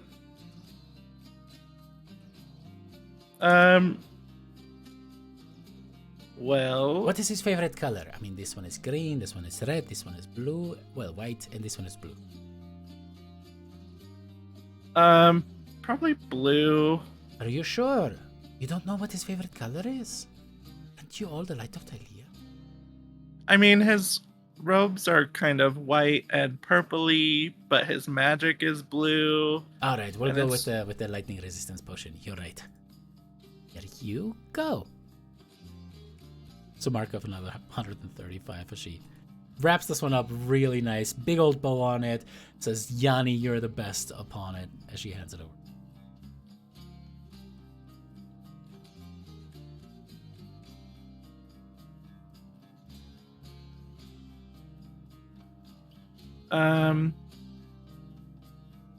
That's it then. Just potions. No new cool magic items. Well, the Dragonlords came through and bought up literally everything they had.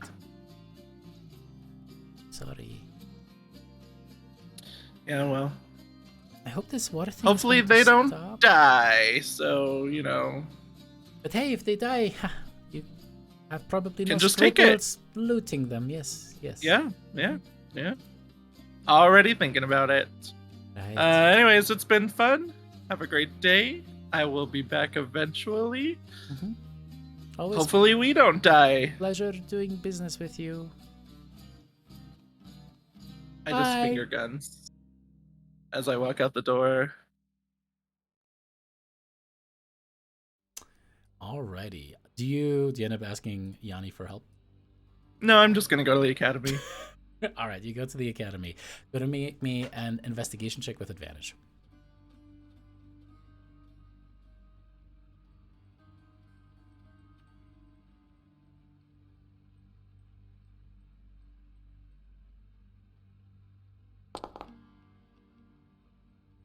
Alrighty.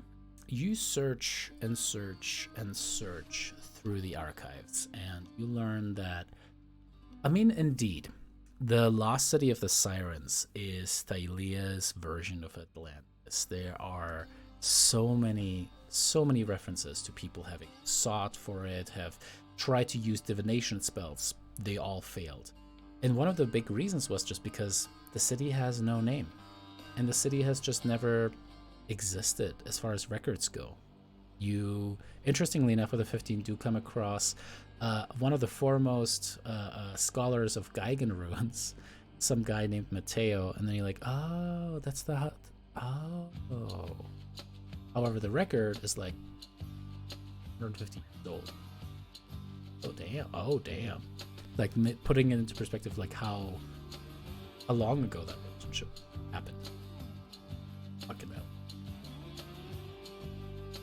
But as you read through it, even those Geigen ruins, they would reference the city of the Sirens, but it appeared like there was just a stone slab, perfectly smooth, untouched, where there clearly should have been a reference to a name for the city, over and over again.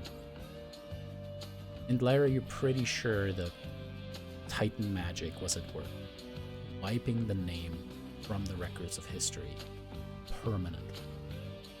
Yeah, I figured that's probably the case. There are different methods. The ones that put the ones that treasure hunters put the most stock into were, of course, divination spells and the like. There are others that just sailed out into the open ocean and hoped for the best, and some of them were never heard of again. Some of them gave up after 5 years of sailing around Thylea. You do find a couple stories where sailors essentially were interviewed by bards, and the bards then made them ridiculous stories, but it appeared that again and again it was monsters of the sea that would tear ships down that were on voyages to try to discover the City of the Silence. Does it have a location for where that happened?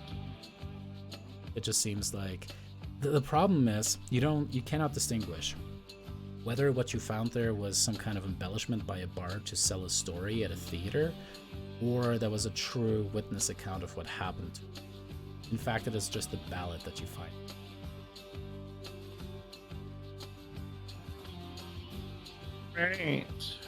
Great. Books. Still useless. All right, what do the rest of y'all do during the 5 days? Aside from traveling to Astoria, letting the nobles know to start getting the centurions ready, to get the army assembled, that kind of stuff. You can presume all of that stuff you guys are doing with extreme efficiency, expediency, taking a 20 for your persuasion checks to get people get their ass in gear. So Chandras and I, sorry, this will be very quick. When we get back the first day, we don't go to brunch. We actually decorate Lyra's room with, balloons and, the puffs and snacks, not birdseed. And also like a great big sign that says like, sorry, my grandfather sunk the island of your ancestors. Love you. And when she walks into the room, like confetti goes. Psh.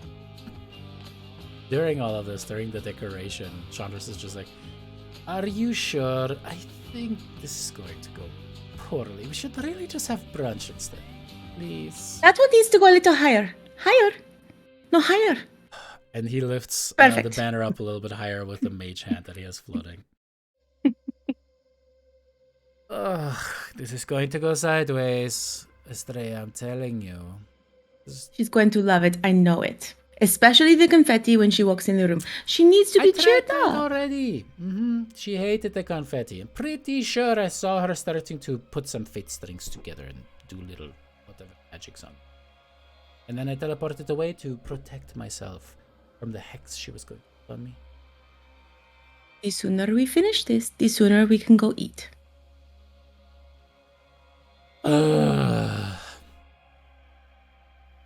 Okay. As you guys sit there for a while, because Lyra went straight from the aura to the fucking academy. It was like 2 p.m. Chandras is just like bored playing with a banner now with his mage hand kind of yanking on it, like purposely like pulling it apart and stuff like that. Stray is like painstakingly readjusting everything in the room. Like, do you think it looks better here or here? Okay, she's going to walk in. Like, what do you think? Like, where should this sign be? Like, she's super concerned about this. Going about it all the wrong ways. My dearest, sweetest Estrella, I don't think Lyra is going to come back today. Maybe she's off doing things. Maybe she listened to me and went to the Silence Roost. Oh, gods, I hope that's what she did. Anyways. Listen. She will be fine. Has she said, I fucking hate you?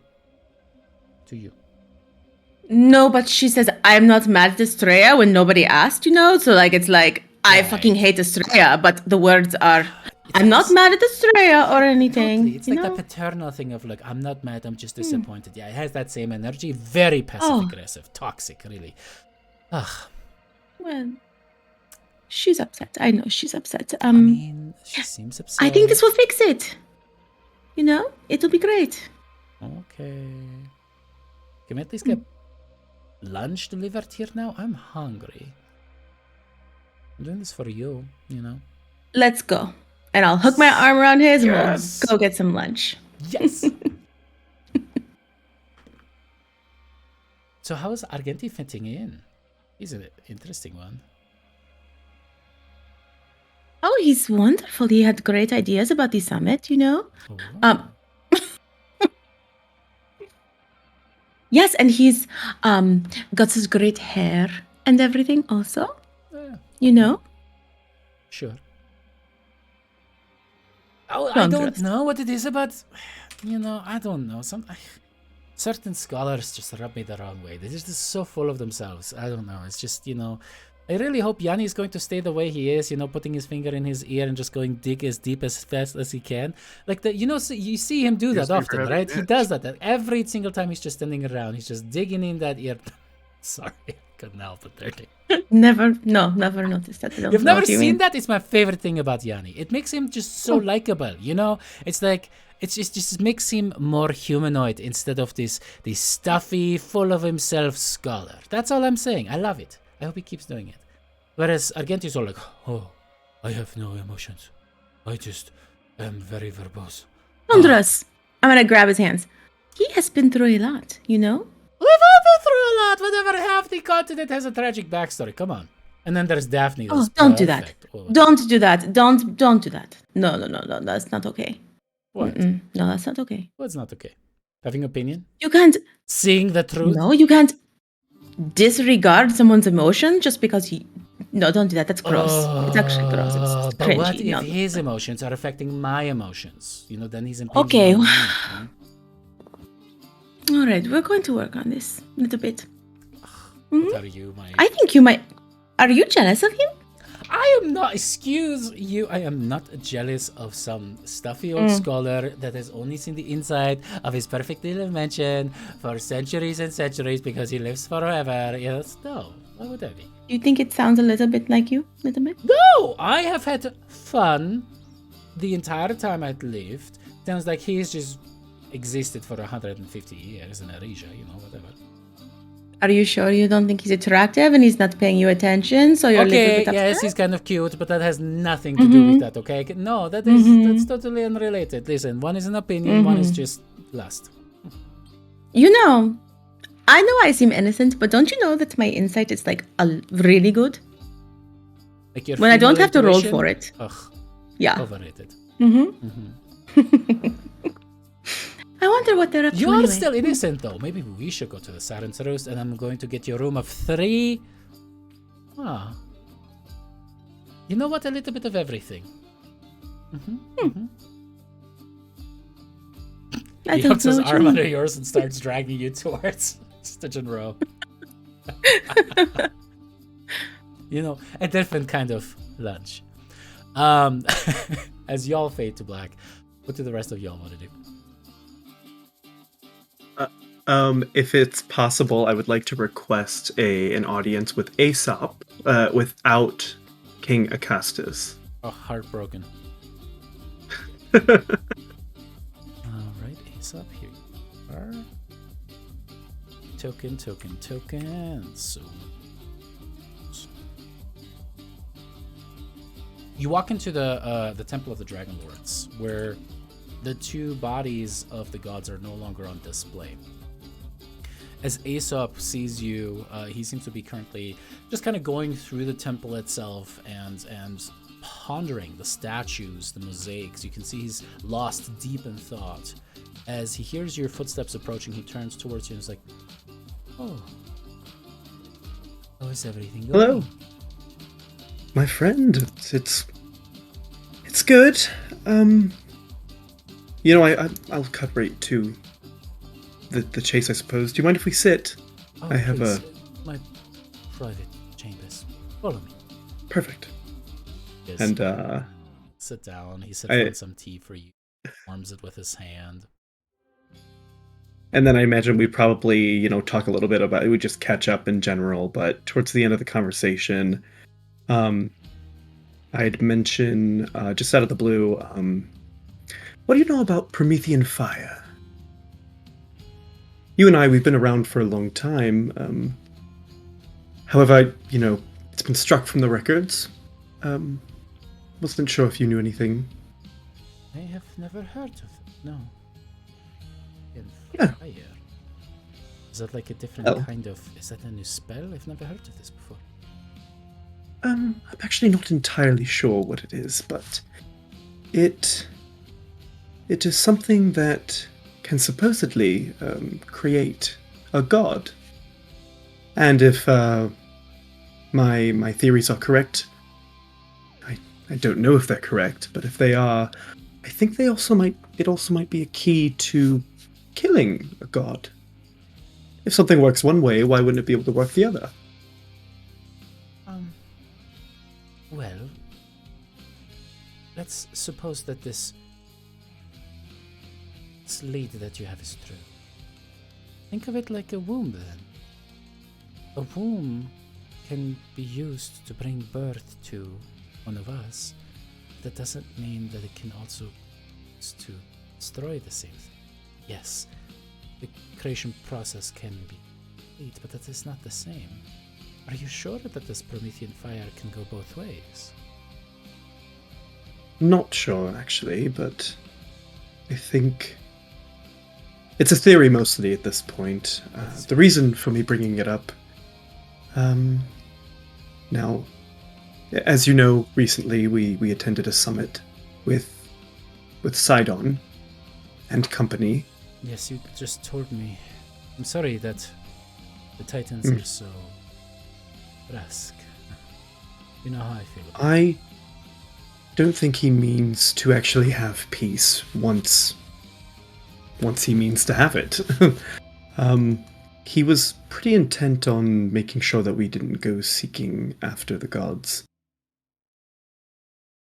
And I think that might be for a reason. And I know this is a very heavy topic after we just talked about, our history and things, but it's something that's just been bothering me that I Do you think wanted to get your thoughts on it. Five found the Promethean fire? They must have, right? How else did they appear? That must Well, be see, it. that's my thoughts exactly. The light and I, Um, we have been... This is... Well, for you in a region this might be familiar, but for me it is... as the keeper of the temple.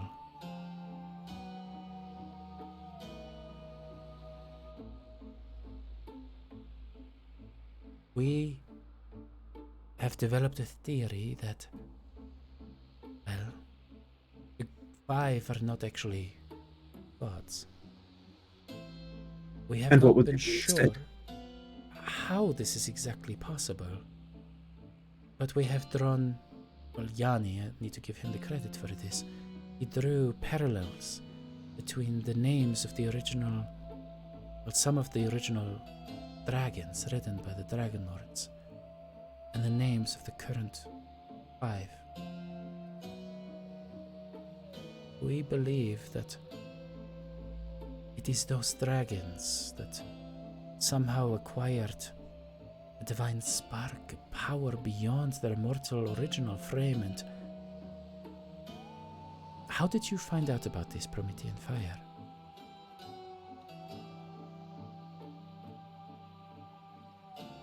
I forgot. Yeah. How did I find? Brissa and Lyra shared what Promethea, their ancestor, had. That she had That's created right. it. That's right. Okay. Yeah. They had also learned, and nope, they didn't mention that. Okay, cool. I'll explain that. Just in light conversation with Princess Brissa. Oh, I say light conversation, though it was a heavy topic at the time. I can imagine. You see, the thing is when Matteo was writing a book, and as the writing process goes, and he would frequently actually omit quite a lot of information, but he would never throw it away. He would always put it somewhere to make sure that if he ever needed it in the future, that it was on hand. And I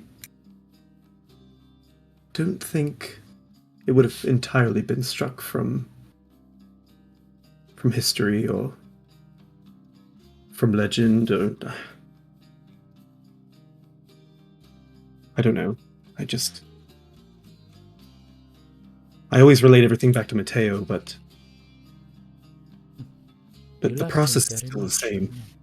yeah. I did. It was a shame he was a human. He didn't live as long. Don't blame yourself. I made the same mistake of the heart.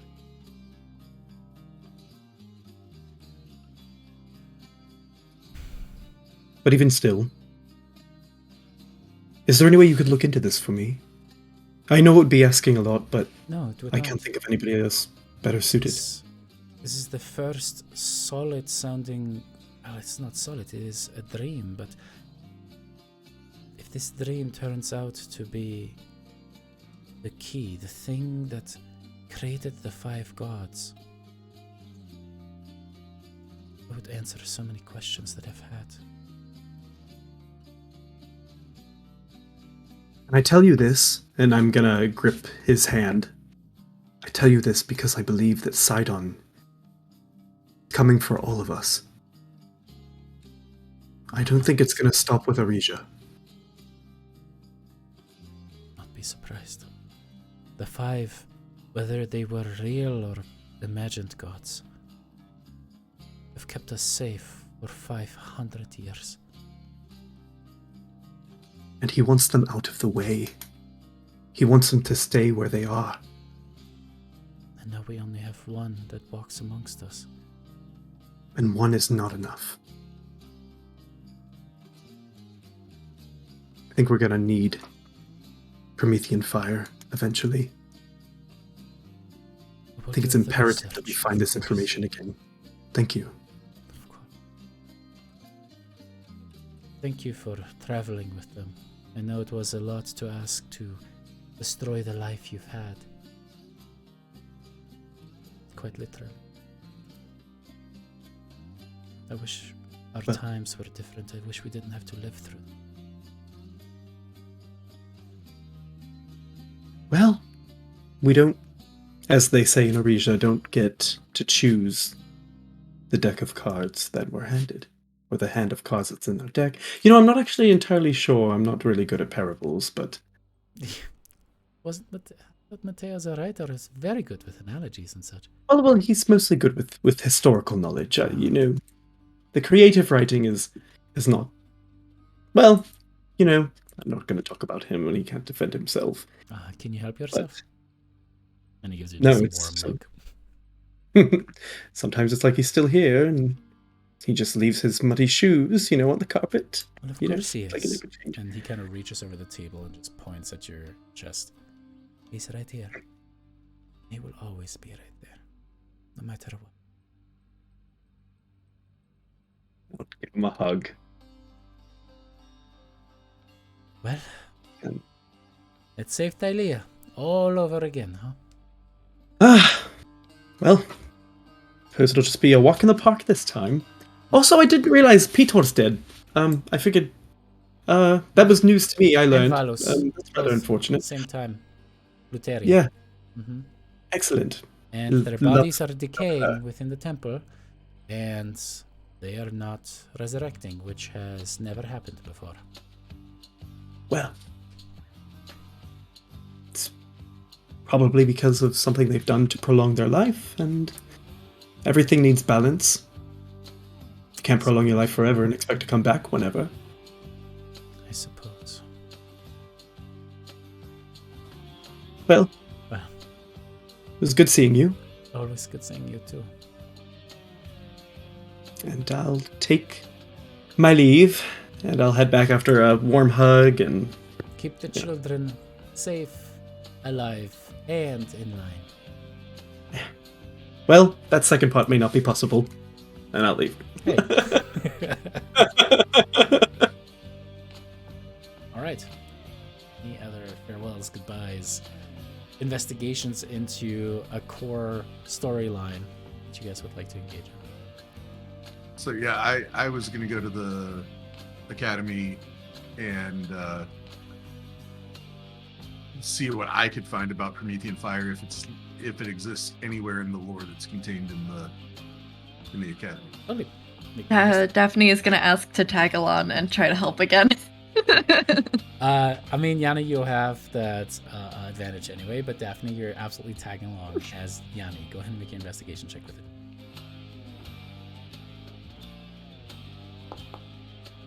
Better. It didn't roll with advantage, did it? Do one more.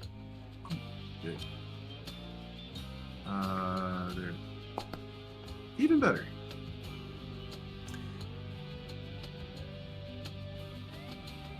Now, the only thing that you find, really, in addition to what Lyra was able to put the script together, you quickly realize that someone else is also looking at Promethean fire, and Daphne's right there, so you're guessing it's probably either Brissa or Lyra, or maybe that new guy, definitely not going to be Estrella. But as you kind of like searching through this kind of, there's that look. As you kind of like looking through the stacks, you go to some of the more restricted sections, things that, the general public doesn't have access to. And what you find there is actually the logs and records of Academy-sponsored investigations. There were some that presumed that there must be some kind of geological indication of the city was, but they absolutely poured over the most ancient maps and tomes that they could find, and there's nothing. And in fact, again, the theory sparks up that through divine magic, even the location of the former island was erased from history, from tablets, from rubbings, from anything that ever existed to indicate where it was. And with the investigation of 23, you just realized that Sidon quite literally made it impossible to have a record of where the island is. But with the 23 investigation, it occurs to you that, well, that doesn't necessarily mean that those who lived during that time could not guide you. But the question is, who lived? So you start looking through other notations and scripts. You certainly see that sirens and nymphs, etc., can live an absurdly long time, but even they often only live a millennium, I should say. And it's crazy. At this point, any creature that may have existed during the time, any mortal creature that existed during the time of the island of the sirens has gone. It's died. As you start spinning up different theories, Yanni, you have like a little bit of a chalkboard on the side, and Daphne's just like, okay, as Yanni's just suddenly going full like, okay, so over here we have this, and kind of starts circling things and kind of drawing things. No, Yanni doesn't. Hey, are you sure you spelled that name right? Sorry, yeah, keep going. Yes. Drink swine.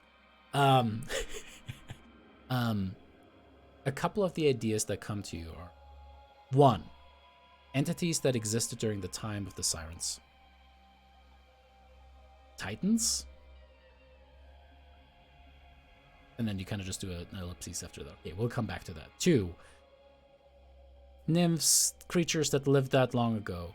Where would they be now? The Nether Sea.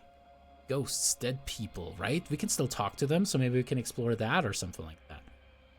So that's option 2, the dead. And then you kind of stop there. You're like, okay, that's pretty much it. Right? At least that's what Yanni comes up with. I don't know what a character versus player divide might come. So that's all good and fine, but I was specifically looking for the Promethean fire. Right. Being referenced. With that stuff, so as you go into that, the thing about that, and I apologize. Sorry about that. He got me on that one. Okay. And the drink. Nothing. The Promethean fire is not mentioned. The Promethean fire was not recorded. As far as you can find within the Academy with the 23, in connection with that stuff, like, the reason I would say, or the reason that I get excited as a DM about Yanni going into all of that stuff is because there's an obvious connection. The city of the Sirens disappeared because of this Promethean fire, or at least that's a logical step. So therefore, finding the city is your best bet, potentially. But the Promethean fire itself has no record. There's no mention of gods ascending, being created, whatever. Nothing. Even with the 23, you find... The only other thing I want to do before we set sail is try and get like a large piece of paper, parchment, whatever we're using these days, so that I can start drawing a map of Arisia as I know it, and so that we've got something to plan things on. I realize I probably don't know much about the layout of the palace, but maybe that's something that 100% know the general layout of the city, though. Which looks sure, a little but bit. as far as the palace goes, I'm thinking maybe we can get the Master of Shadows or whatever his title is to help us fill that out once we meet up with him. This is the layout of Arisia as you draw it. And there are pretty detailed maps available through the palace and the academy as well, because, I mean, let's be real. Mitros has been wanting to take the city for a long time, and merchants, etc. have often functioned as spies. But this is the general layout of Arisia. Arisia is significantly smaller than both Mitros and even Astoria, though not much smaller than Astoria. However, again, it is that damn wall. It is able to keep people away. The automated defense mechanisms that are magically reinforced are able to rout any army that comes upon its sides. The other problem is with the very mountainous, wooded areas, oftentimes armies that try to lay siege to the city get beset and ambushed again and again by regional forces. Just even before they make land, or I should say, city fall.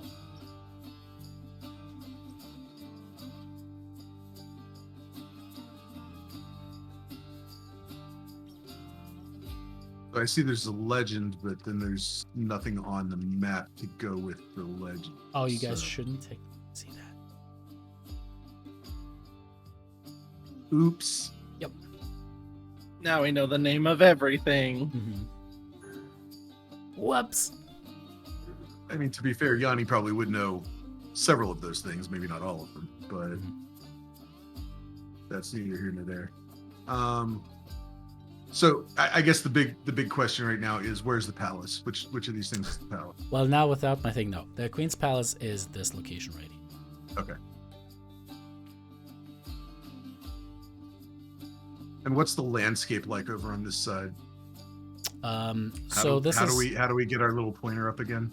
Hold X. This side.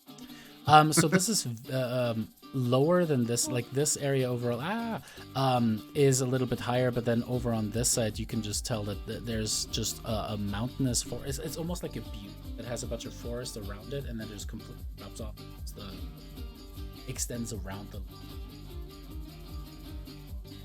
In other words, everything is designed in such a way that it is extremely hard for an army to go through. And while it might not be depicted upon the map, it is something that has kept Metrosian forces at bay for centuries. Fulfilled.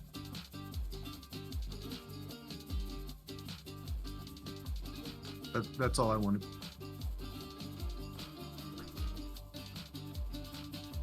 Alrighty. What about the rest of y'all?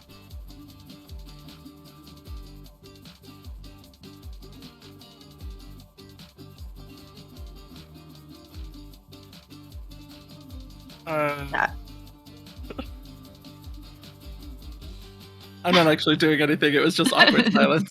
Okay, cool. Yeah, no, Daphne's just biding her time with trying to help with research.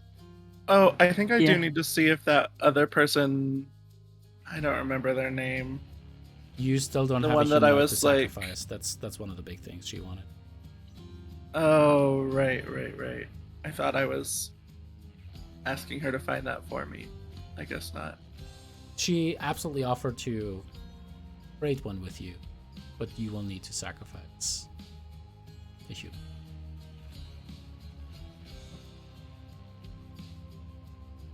All right. Well, As you on come that into your first day, room, when you see all everyone these gets back to banners the from palace. Estrella. I'm just kidding.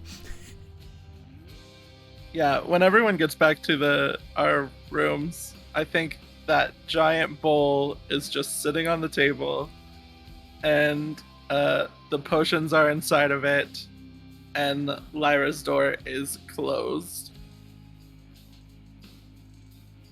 There's like glitter on the outside of the door from when the confetti happened. I love that.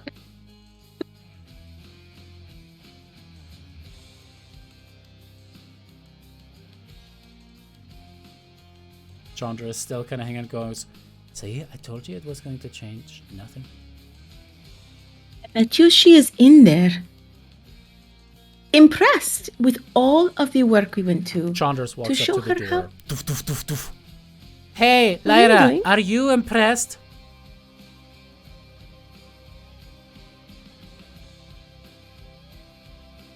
She might be sleeping. Lyra, you're awake yet? I'm going to turn around and knock on Argenti's door. Who is it? It's Estrella and Chandra's. All right. And I'll, go to the door and I'll open it. I'm just To going what do I to. owe the pleasure? Oh, well, Chandras was telling me how much he admired you and thought you would get along, so I brought him along to get to know you better. Doesn't have to be now. I don't want to intrude, but maybe dinner some You are night or something. taking so many liberties right now.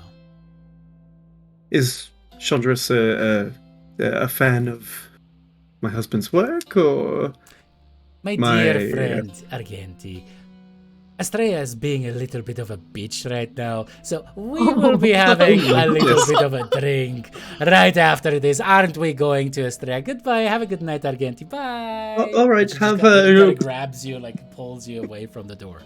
That was rude. Please don't do that again. It was just in retaliation of what you did. Looking into a Okay. mirror is tough, no? Okay, I see Okay, how it is. fine. Well, Mm-hmm.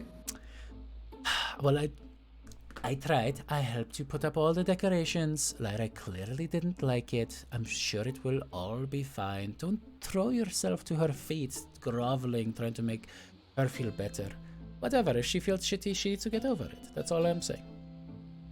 Okay, or I feel bad for the pain she is going through, and I just want to make her smile. Ugh. Yeah, but that, in my experience, just turns into a bottomless pit. You just keep giving emotions to these people, and they yum yum yum yum yum yum yum eat it forever and ever, right? Anyway, that's my 2 copper. Thank you for the day. It was lovely until the very end. Unbelievable. You are feisty. And with that, you see him actually like create a divine portal door. Whisks away. Hi. Argenti's still listening through the door. Just like, all right.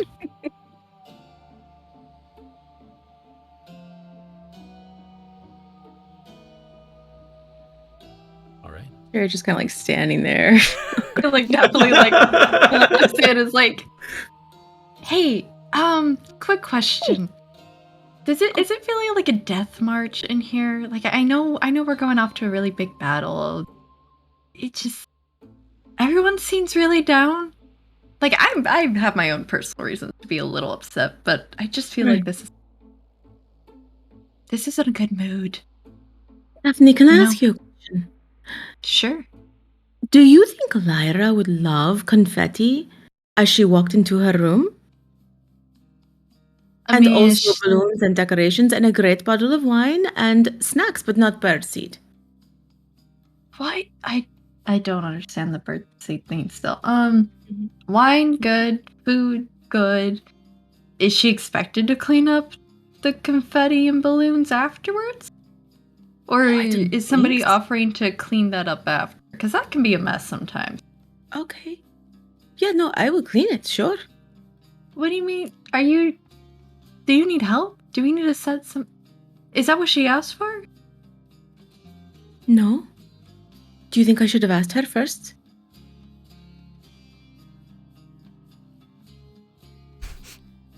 I still have that scroll on me. Do you want to read it? Mm-hmm. Okay, come on. To turn that into a campaign spanning magical scroll. The scroll. We actually need art of the scroll. We need to like make the tenets of the scroll like number 1.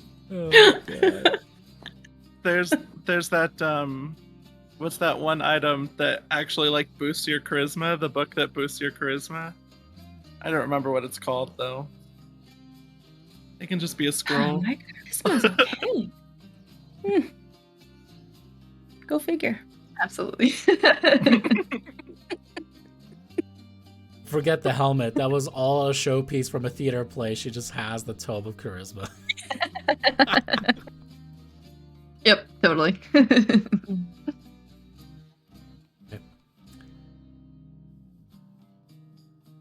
there's anything else, maybe the interaction between Estrella and Lyra. 5 days pass.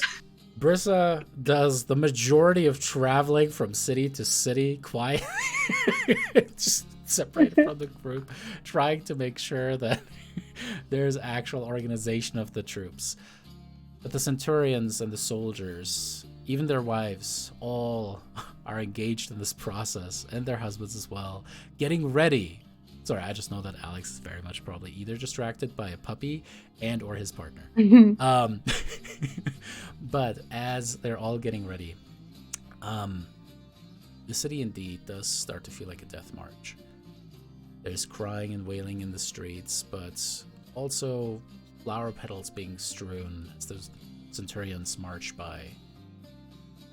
The evening of the 5th night, as Sidon had promised, you see Sidon's holy men appear, carrying scrolls.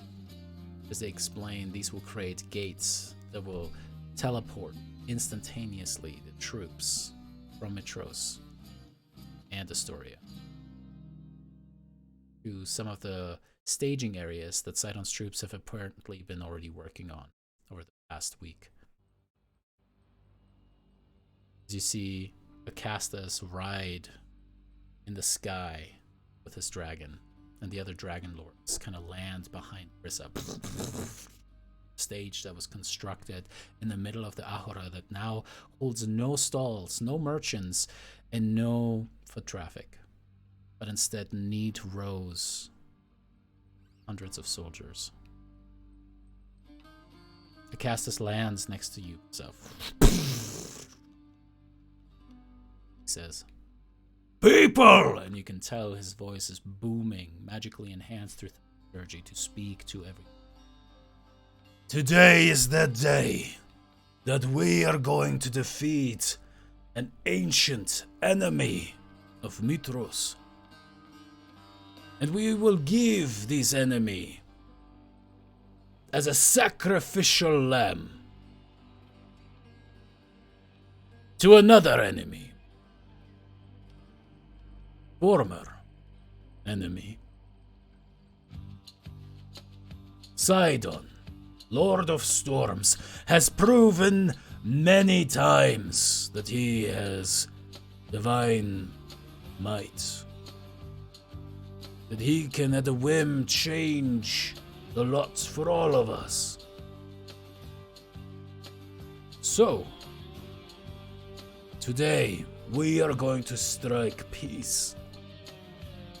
And by the end of the Oath of Peace, we will have liberated Arisia from those who cannot see the divine might of the Five or the Titans. We burned the effigy of my forebear.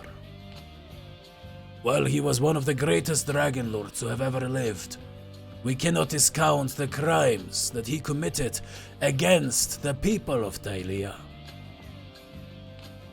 This will act as a reparation. We will undo the mistakes of the past in one fell swoop. We will give the peoples of Thylea a city where they can worship the gods that have created this land, while the rest of us will enjoy the continued freedom and freedom of choice. This is all thanks to the light of Thylea! And all the warriors immediately go, slamming their spears against their shields, cheering for you.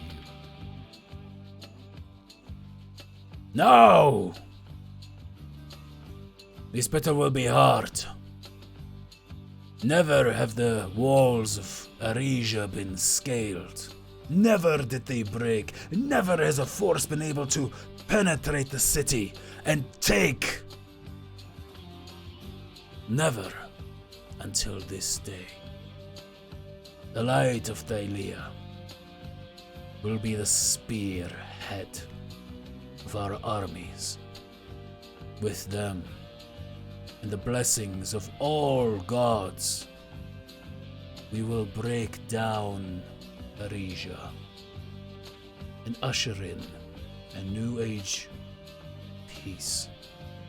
Hurrah! As all of them cheer, you see the Sidon followers step forward and starting to already incant the gate spells as you see before each one of these battalions a gate opens up as all of them start charging towards that location. One after another, the gates disappear and the soldiers are gone, much mirrored in the city of Astoria as you well. Chandras turns towards the rest of you and says, well, I was asked by King Augustus to bring you to the front, so you will be there as well. Good luck. You've got this, you know. I hope you're feeling better, Lyra. You know, you've got this. Looking smart, Argenti. Are you ready to make history? Oh, why the long faces, everyone? You're only going to war. Just teleport us, please. Ugh, you are no fun. Alright, everyone, think of something happy. 1, 2, 3. As suddenly the flash overtakes you all, the churning feeling. And you indeed all find yourselves in the forest surrounding Arisia. You can see that the Sidonian forces have already begun building battering rams, trebuchets, and other implements of siege. You see that they have built forts, ramshackle as they are, but yet fairly well hidden within the forests. You can see that there are latrines and camps for the people to sleep, but also already wooden, stakes, where Arisian soldiers' heads are already piked. You can also see a small prison camp where many armorless soldiers are packed into cages. One of the generals of this army steps forward and goes, Hail to the light. You are going to lead a different front, I hear, so we're not going to discuss that here, but the troops are ready to move out by the morrow. Are there any special approaches that you would like to seek us? Take.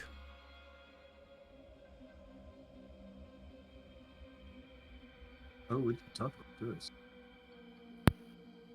I mean, that just causes big a distraction as possible, so that we can make sure that when we're going, right, you divert as many troops as to the wall, right, so that we have less resistance wherever we're going. We have been constructing oversized wooden hoplons that can be layered upon each other. There's a Felix formation that we call the turtle that we're going to employ to try to draw as much attention as possible. I do hope that you can hurry as much as possible in your assault upon the city. For as long as we hold things, men and women will die.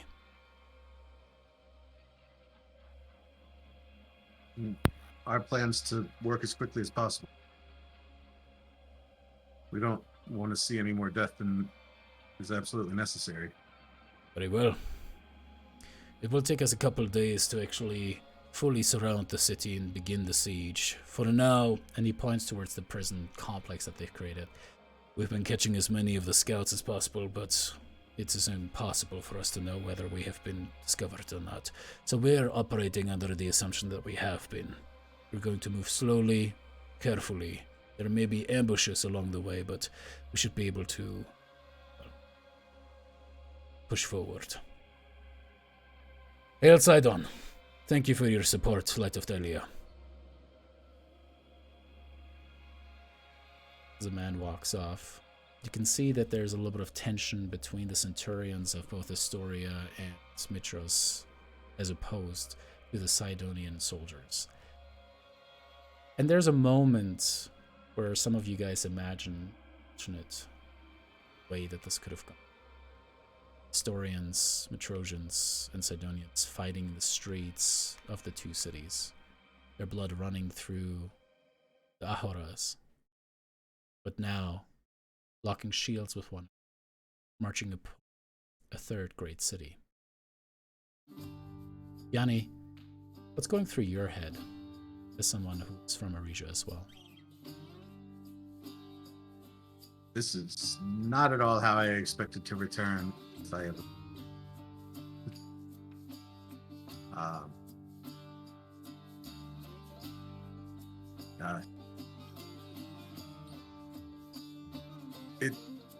I mean, for Yanni, it's like it hasn't really been that long in linear time since he left, but so much has happened.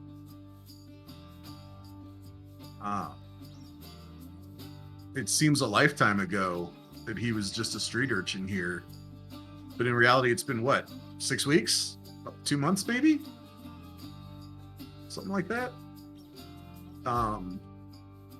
Since he stole this book and ended up part of some massive prophecy to change the world, and now he's like recognized as a scholar and as a fairly powerful magic user, and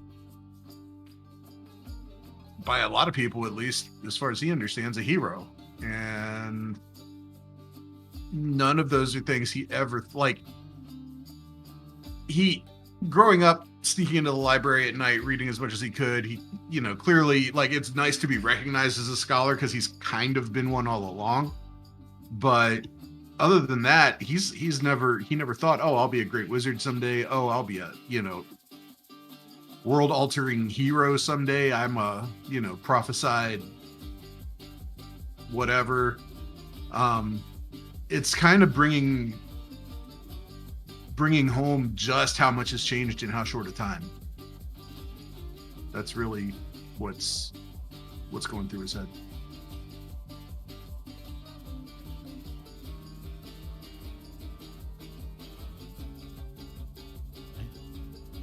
The march on Arisia begins. Centurions and soldiers, full rank and file, marching through the incredibly narrow wooded area that makes up the Arisian forests. As you progress forward, Estrella, you are approached by Castus. He goes, "Now, I know that you are a priestess of the fates, yes?" I am. Considering myself fortunate to have you on our side, gift of the Oracle, and I don't mean her ability to prophecy. I mean, you are the true gift that's given this world. Thank you, walking with us.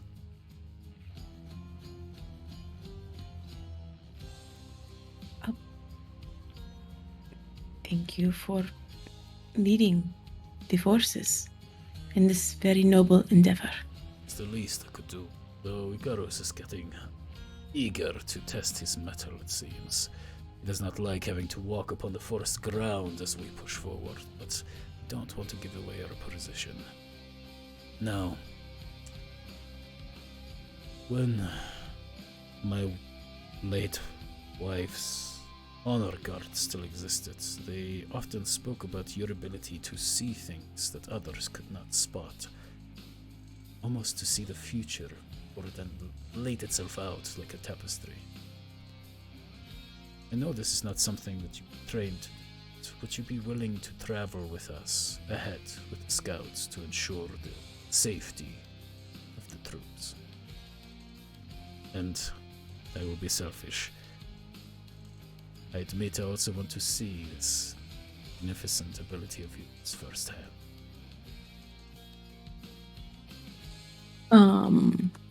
Is that something that does Estrella know that if he knows that we have a secret plan to get whisked away into the Yes. castle? Okay. I think, was that the session that you missed? They ended up discussing, I think that was the session that you missed. They ended up I think it was.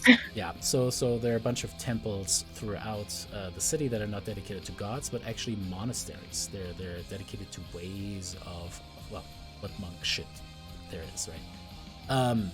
But more importantly, one of them, the Shadow Master, had approached you and they were like, hey, I've got a backdoor access to the city, so while you lay siege to the city and keep all of them distracted, I will funnel you through a tunnel into the city, strike at the heart, at the governance, to overthrow it from there, and then let the troops know, stand down after you destroy the Palladium, which of course is what gives the walls themselves and the ballistae and all that stuff upon it its magical abilities.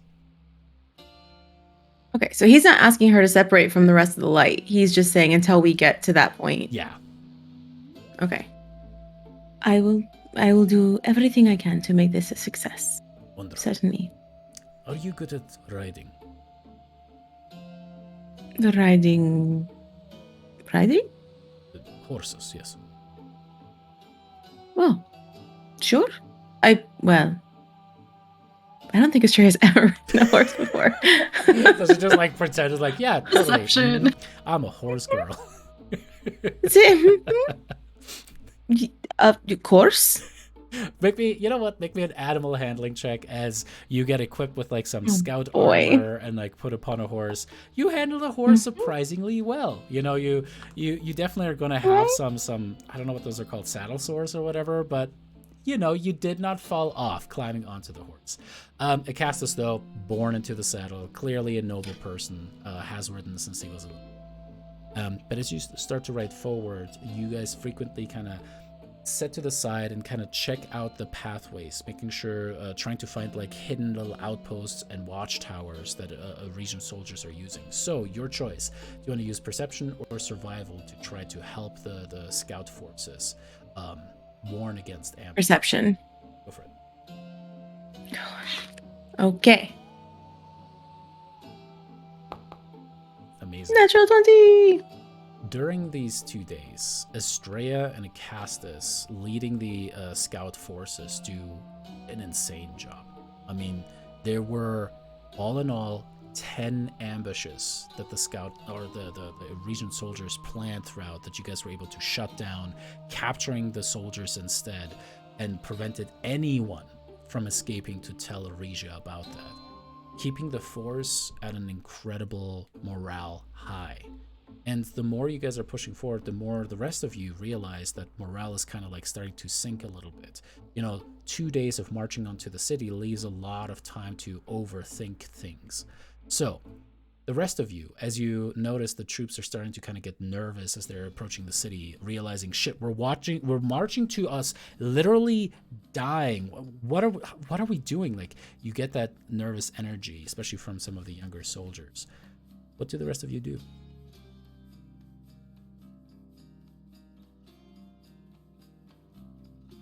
Absolutely nothing. Yes, my Just friends, grimace you a will lot. die. Ha ha ha. Yanni's completely out of his element here. It's part of him wants to be don't worry, we got your back. But if you even imply too much of what the plan is, which it would probably take some of that to assuage their fear. There's too much chance of people in Arisia finding out. So he's just kind of like, I think Lyra would just try and console people as best as she could. She'd probably just go through the typical, like, look at the size of our army. Clearly, we're on the winning side. There's nothing you guys should be worried about. We're here to help you as well. We have the strength of, all these cities and Sidon on our side. Like, the advantage is with us. Just, try your hardest and you'll go home to your families. Go ahead and make me a persuasion check. Do I get advantage? Sure do. I just never know when it doesn't work anymore. Because that stupid woman with her stupid magic negating stuff. Right. With that, the fears calm down, and a lot of the younger soldiers are starting to kind of really take to you, Lyra. And a weird, maybe a little development is that a lot of them are starting to, like, create little pins that are very not crude and they're like but just like very simplistic like pins or drawings that are of Lyra, just like a siren upon some pieces of clasps of their armor, or maybe upon like portions of their shield and stuff like that. I don't want to be the leader of this war. You don't become the leader. Oh shit. Well, you know what I mean, like a figurehead. Mm-hmm. But it's like you're the mascot. Yeah, exactly. Yeah, a mascot. exactly. You're Captain America during his first movie. But as you guys are getting closer, Yanni, you're actually approached at some point by one of the people who is currently actively working on more siege machinery being constructed. And as this person approaches you, at first you feel the ground rumble. And as you turn over, at first you think, maybe there's an attack upon you all, but that is not it. For what approaches you there is a towering, and I mean absolutely massively sized Gigan. As you look upon him, you can see that he actually has a very well-groomed manner to himself. He has a little clasp on the side. He wears a massive leather apron. And upon both of his hands, you can see 6 fingers adorned. This is a Jenkin, one of the gifted Gigans that have extreme talent in being able to construct, smith, etc. things. It's essentially the blessing that Brissa received through.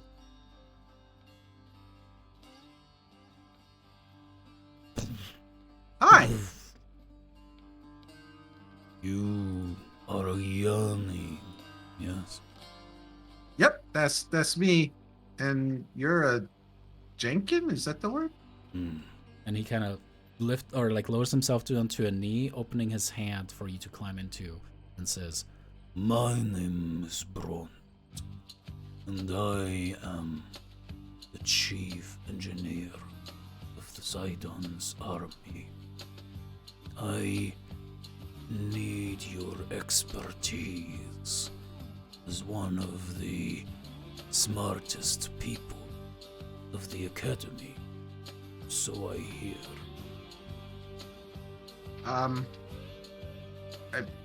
If that's what people say about me, that's cool to know. Sure. I guess I'll. Yeah. Sure. I'll be back, guys. Lifts him up and kind of walks you over, and you can see it's actually kind of genius. It's like a mobile platform that are currently being pulled by massive rhinos. And that is when you realize that the rhinos themselves are being ridden by Amazons. It appears that there's actually an entire host of Amazonian forces traveling with Sidon's forces. Estrella, many of the scouts that are traveling with you are also Amazons. And at one point, as you're kind of doing a provision or something like that, or reprovisioning, you see a snake-headed lady in beautiful mithril armor that has a white cowl over her head, speaking with a few of these Amazons. Now, the group has talked about her before, but this is the first time that Estrella sees her. For this is Moxena, the queen of the Amazons, who apparently is also here. See things. Yanni, as you're lowered down upon this platform, you see that there's massive pieces of wood that apparently were just like cut from literally as you guys are walking by, marching by this forest upon this, and then cut. You can see these very rudimentary versions of like a sawmill that, as he kind of uses his hand, cuts through the stuff. Having Geigen-powered machinery to construct siege equipment with, extremely helpful. It's instantaneously. As he turns towards you, he says, "We are a little bit of an impasse here. On the one hand, constructing more shields and shielding equipment could keep more of our soldiers alive, but once you come up with whatever way you have to defeat the walls and equipment that Arisia has, we need to have enough power that hasn't been destroyed up until then to punch through its walls, through its, well, gates, so that we can actually take the city. Which way do you think we should go? Shields or weapons?"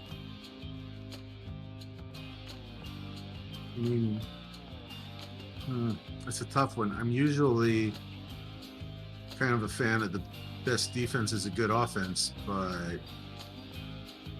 given we don't know how long it's going to take us to succeed with the taking care of the walls, I kind of feel like the shields are the better bet. A safe man. I I don't want to be responsible for too many deaths. Agreed. Us Geigens, very weary of any loss that we experience these days. I'm sure there can't be too many of you left. I mean, I think a lot of the people among the settler races think you're extinct. Well, let them see me then. The whole reason we're all here is we want to do away with this long-standing enmity between your people and the other Thylea natives and the settlers. Mistakes were made clearly in the past, but we don't need to keep living those same mistakes all the time. So, You know, I owe you thanks. You did not realize it at the time, but you freed me. You and the original members of the... really? Where was that? I was a slave to the former queen of the Amazon, locked away in a forge, creating armor for her and her sister and the other Amazons. Believe me when I say that it took a lot of convincing by Moxena to talk me to staying. It helped to see 100 of them beheaded before me. But I didn't know that Thylea had slaves, so I'm not surprised. I don't want to sound like I'm surprised by that, but it hadn't occurred to me. I'm extra glad that we got rid of her now. If that set you and anyone else free. Did. And now it gives me the opportunity to find my son. And I would not be able to do that without you, Yanni. and you see this massive Geigen throw himself again to his knee. across his massive chest with his right arm, covering his heart, and he bows towards you. Yeah. Was it one of his arms or both of his arms? Just one of them. The other one is kind of behind his back, has like a massive hammer. They're just waiting to smack you. Because they've got all the arms, right? They do. Like he just crossed kind of like the center arm. The other ones are just kind of at the side. Okay. You honor me. Thank you for agreeing to help here. I can already tell just from what I can see you're doing here, it's gonna have a big impact. Mm-hmm. So, shape of shields. What do you think?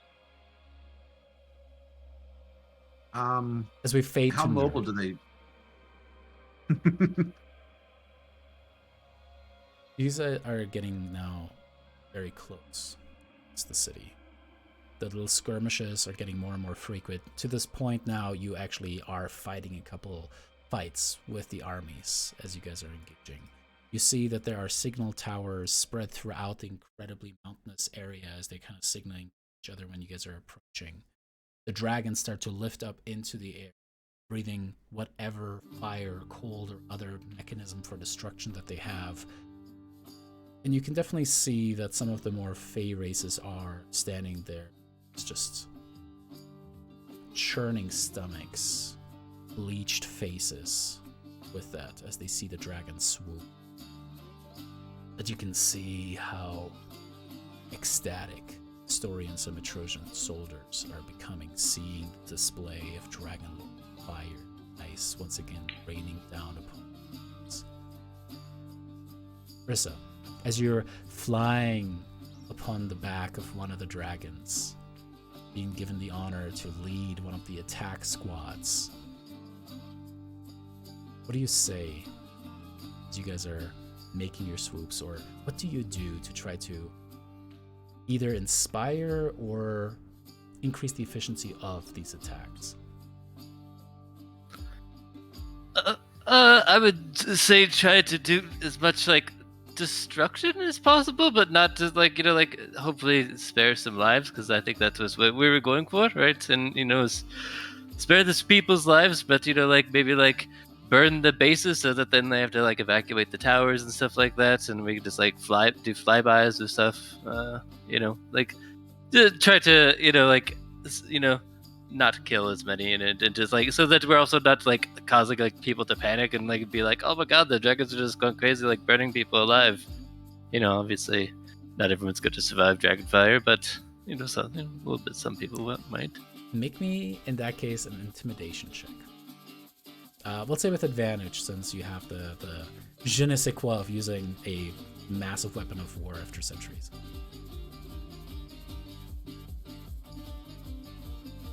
I'll take that. Nice. Yeah. And with that, yeah, you guys watch as Brissa rides at the front of a dozen dragon riders, just wreaking destruction upon some of these watchtowers. And every single time when there's a surprise force, you have these almost ghillie-suited up monks as they're warriors rushing in from each side. Suddenly, you see as the flapping of the wings just immediately causes terror in those soldiers, as then the ice and fire on each side of the road destroy maybe a 10% or so of the forces, the rest of them immediately just starting to run. You guys overwhelm them. Estrella, you and the Amazonian and other scouts just pushing in from behind, immediately capturing them. The march is coming to a close as the forces split up and start to ring around the city itself. There's a tenseness, but an ease amongst these troops now. After having traveled for 2 days, you guys were able to make it happen.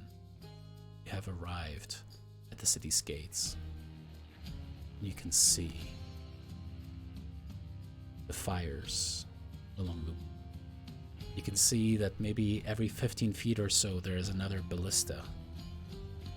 Beautiful, reinforced with what looks like adamantine and mithril, gorgeous in their display. You can see flashes of energy as they all seem to be reloading equipment without needing to do anything else. You, Brissa, watch as one of the dragons flies a little bit too close for a scouting trip and just gets peppered as these ballistae are shooting up ballista bolts without needing to reload. In fact, without needing anyone there to use it. They're just automatic turrets, magically enforced, shooting things down as a dragon comes careening down and gets absolutely just impaled by the forestry boom. The dragon right next. You now see what you're up against.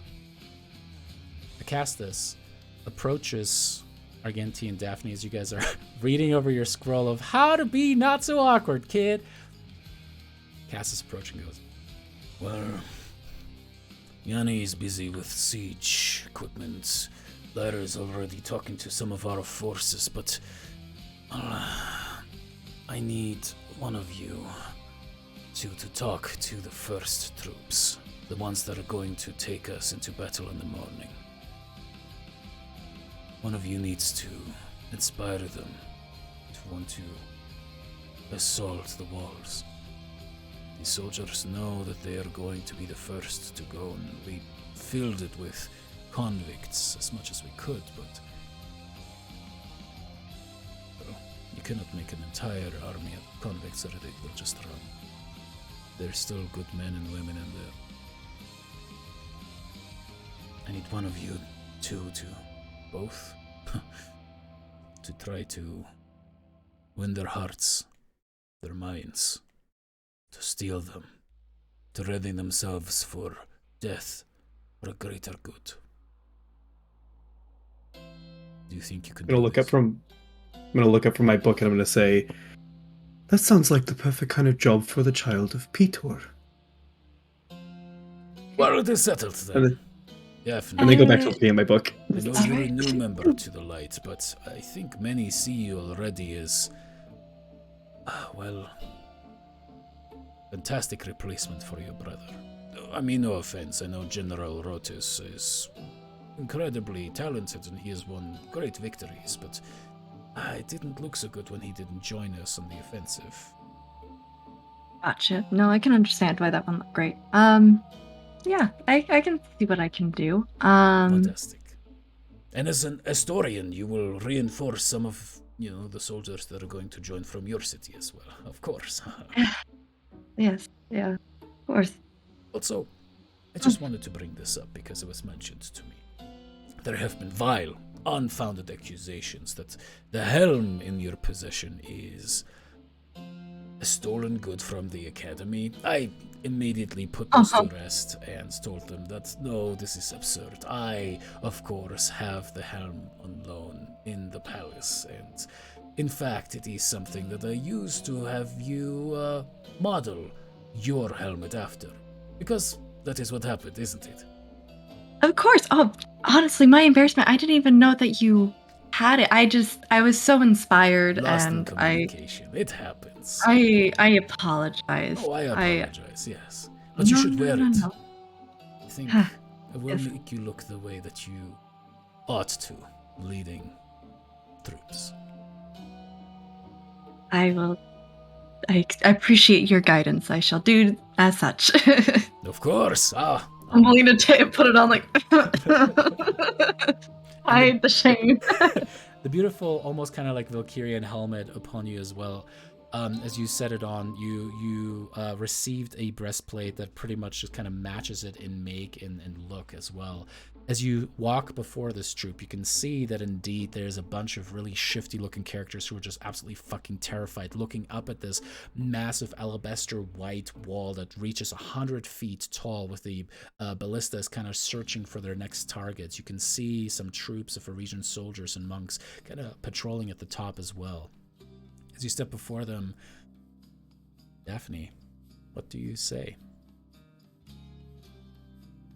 First of all, I think Daphne's kind of going to bank a little bit on her own background here, being a gladiator and hoping some of these people recognize her, if not her mom. Especially the historians, 100%. I mean, at this point, there's nobody that doesn't recognize a member of the Light of Thylea, with the maybe exception of Argenti, since you're still pretty damn fresh new for a lot of them.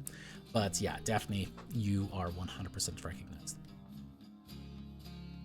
So I think, yeah, she'll walk in front of him with the helmet on, but that just feels silly, so she'll take it off just to like be one-on-one, like face-to-face with everybody, and she'll take the time to just... Cass's kind of shift uncomfortably as you take off the helmet, kind of like going over to Argenti. Argenti, he whispers in your ears like, I don't know if that's a good idea. You want to look formidable in your armor. And anyway, Daphne, as you see Cass's cringe at you taking off the helmet. Yeah.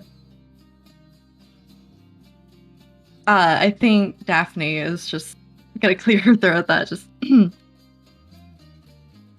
I could stand here before you and bullshit to you that things are going to come out completely successful.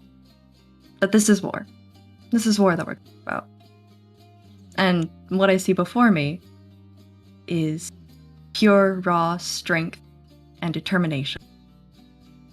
I would have been lucky to fight any of you as a gladiator. And I will be fighting alongside with you, along with the rest of the light of Thylea, along with everybody here before you. We are one. We are a light that will cast... We are the sun that will cast the brightest of light upon whatever we touch. All of us. And again, she's just trying to look individually at everyone, trying to like make this grandeur performance, essentially. And I think knowing that where everyone is, she's going to essentially use the hammer and cast a thunderous smite, and then just like kind of hit that against her shield, just to get that boom. You know what? Okay, I love the use of the Thunderous Smite. I do want to see one thing, though. So you use the Thunderous Smite. Go ahead and mark off the spell slot. Yippers. But that also means I do need the strength saving throw, so I wasn't sure if I should cast it somewhere else, but yeah. Nope, yep. So I do need you to make the strength saving throw just to see if if you pull this off. So let's see if you get that DC 16. Hey, Oh, whoops, I didn't mean to click that. Oh my god, Tyler! Don't give us heart attacks like that. Unbelievable. I was like, -1 to your strength. Oh, actually. Lyra throws herself in front of the hammer blow. No. I'm probably gonna use that Demon Inspiration as a heads up, because it'll be hilarious You could it choose it after the fact fails. campaign, don't forget. Like a lucky point. Yeah. But I know... Oh, never mind. My god. You good? Fucking You on did. point. As you, Argenti, kind of watch Daphne just... And in fact, she kind of like turns it around as she starts stepping towards the wall itself. You can see the ballistas kind of turn towards her. As multiple bolts start going towards her, she just lets that thunderous wave go off of her shield and absolutely turn them into splinters. Yes! Yes! Light of Thylea! And with that, you can see that the troops are absolutely fucking fired. You're on fire. They literally are burning.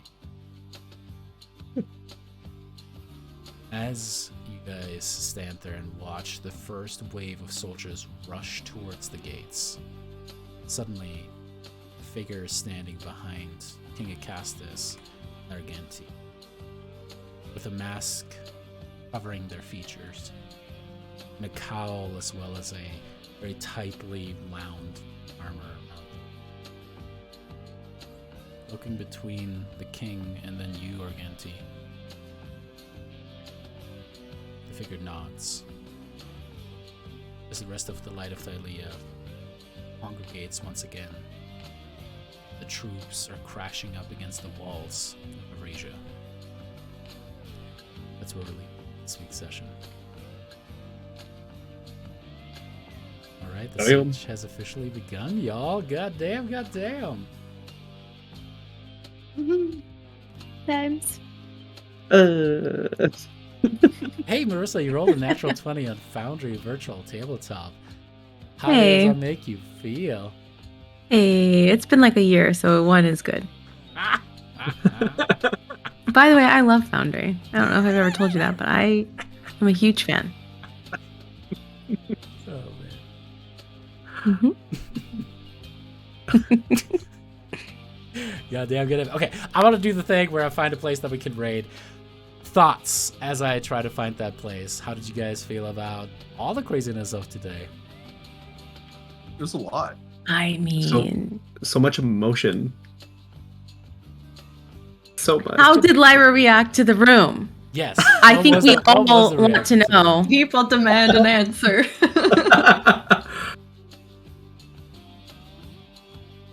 I'm just picturing her walking in, like, pissed, and then, like, this, like, poof of, like, confetti, and she's like, Right. that Chandra's moment. was absolutely right about that. This is the second time she's been hit in the face with confetti in one day.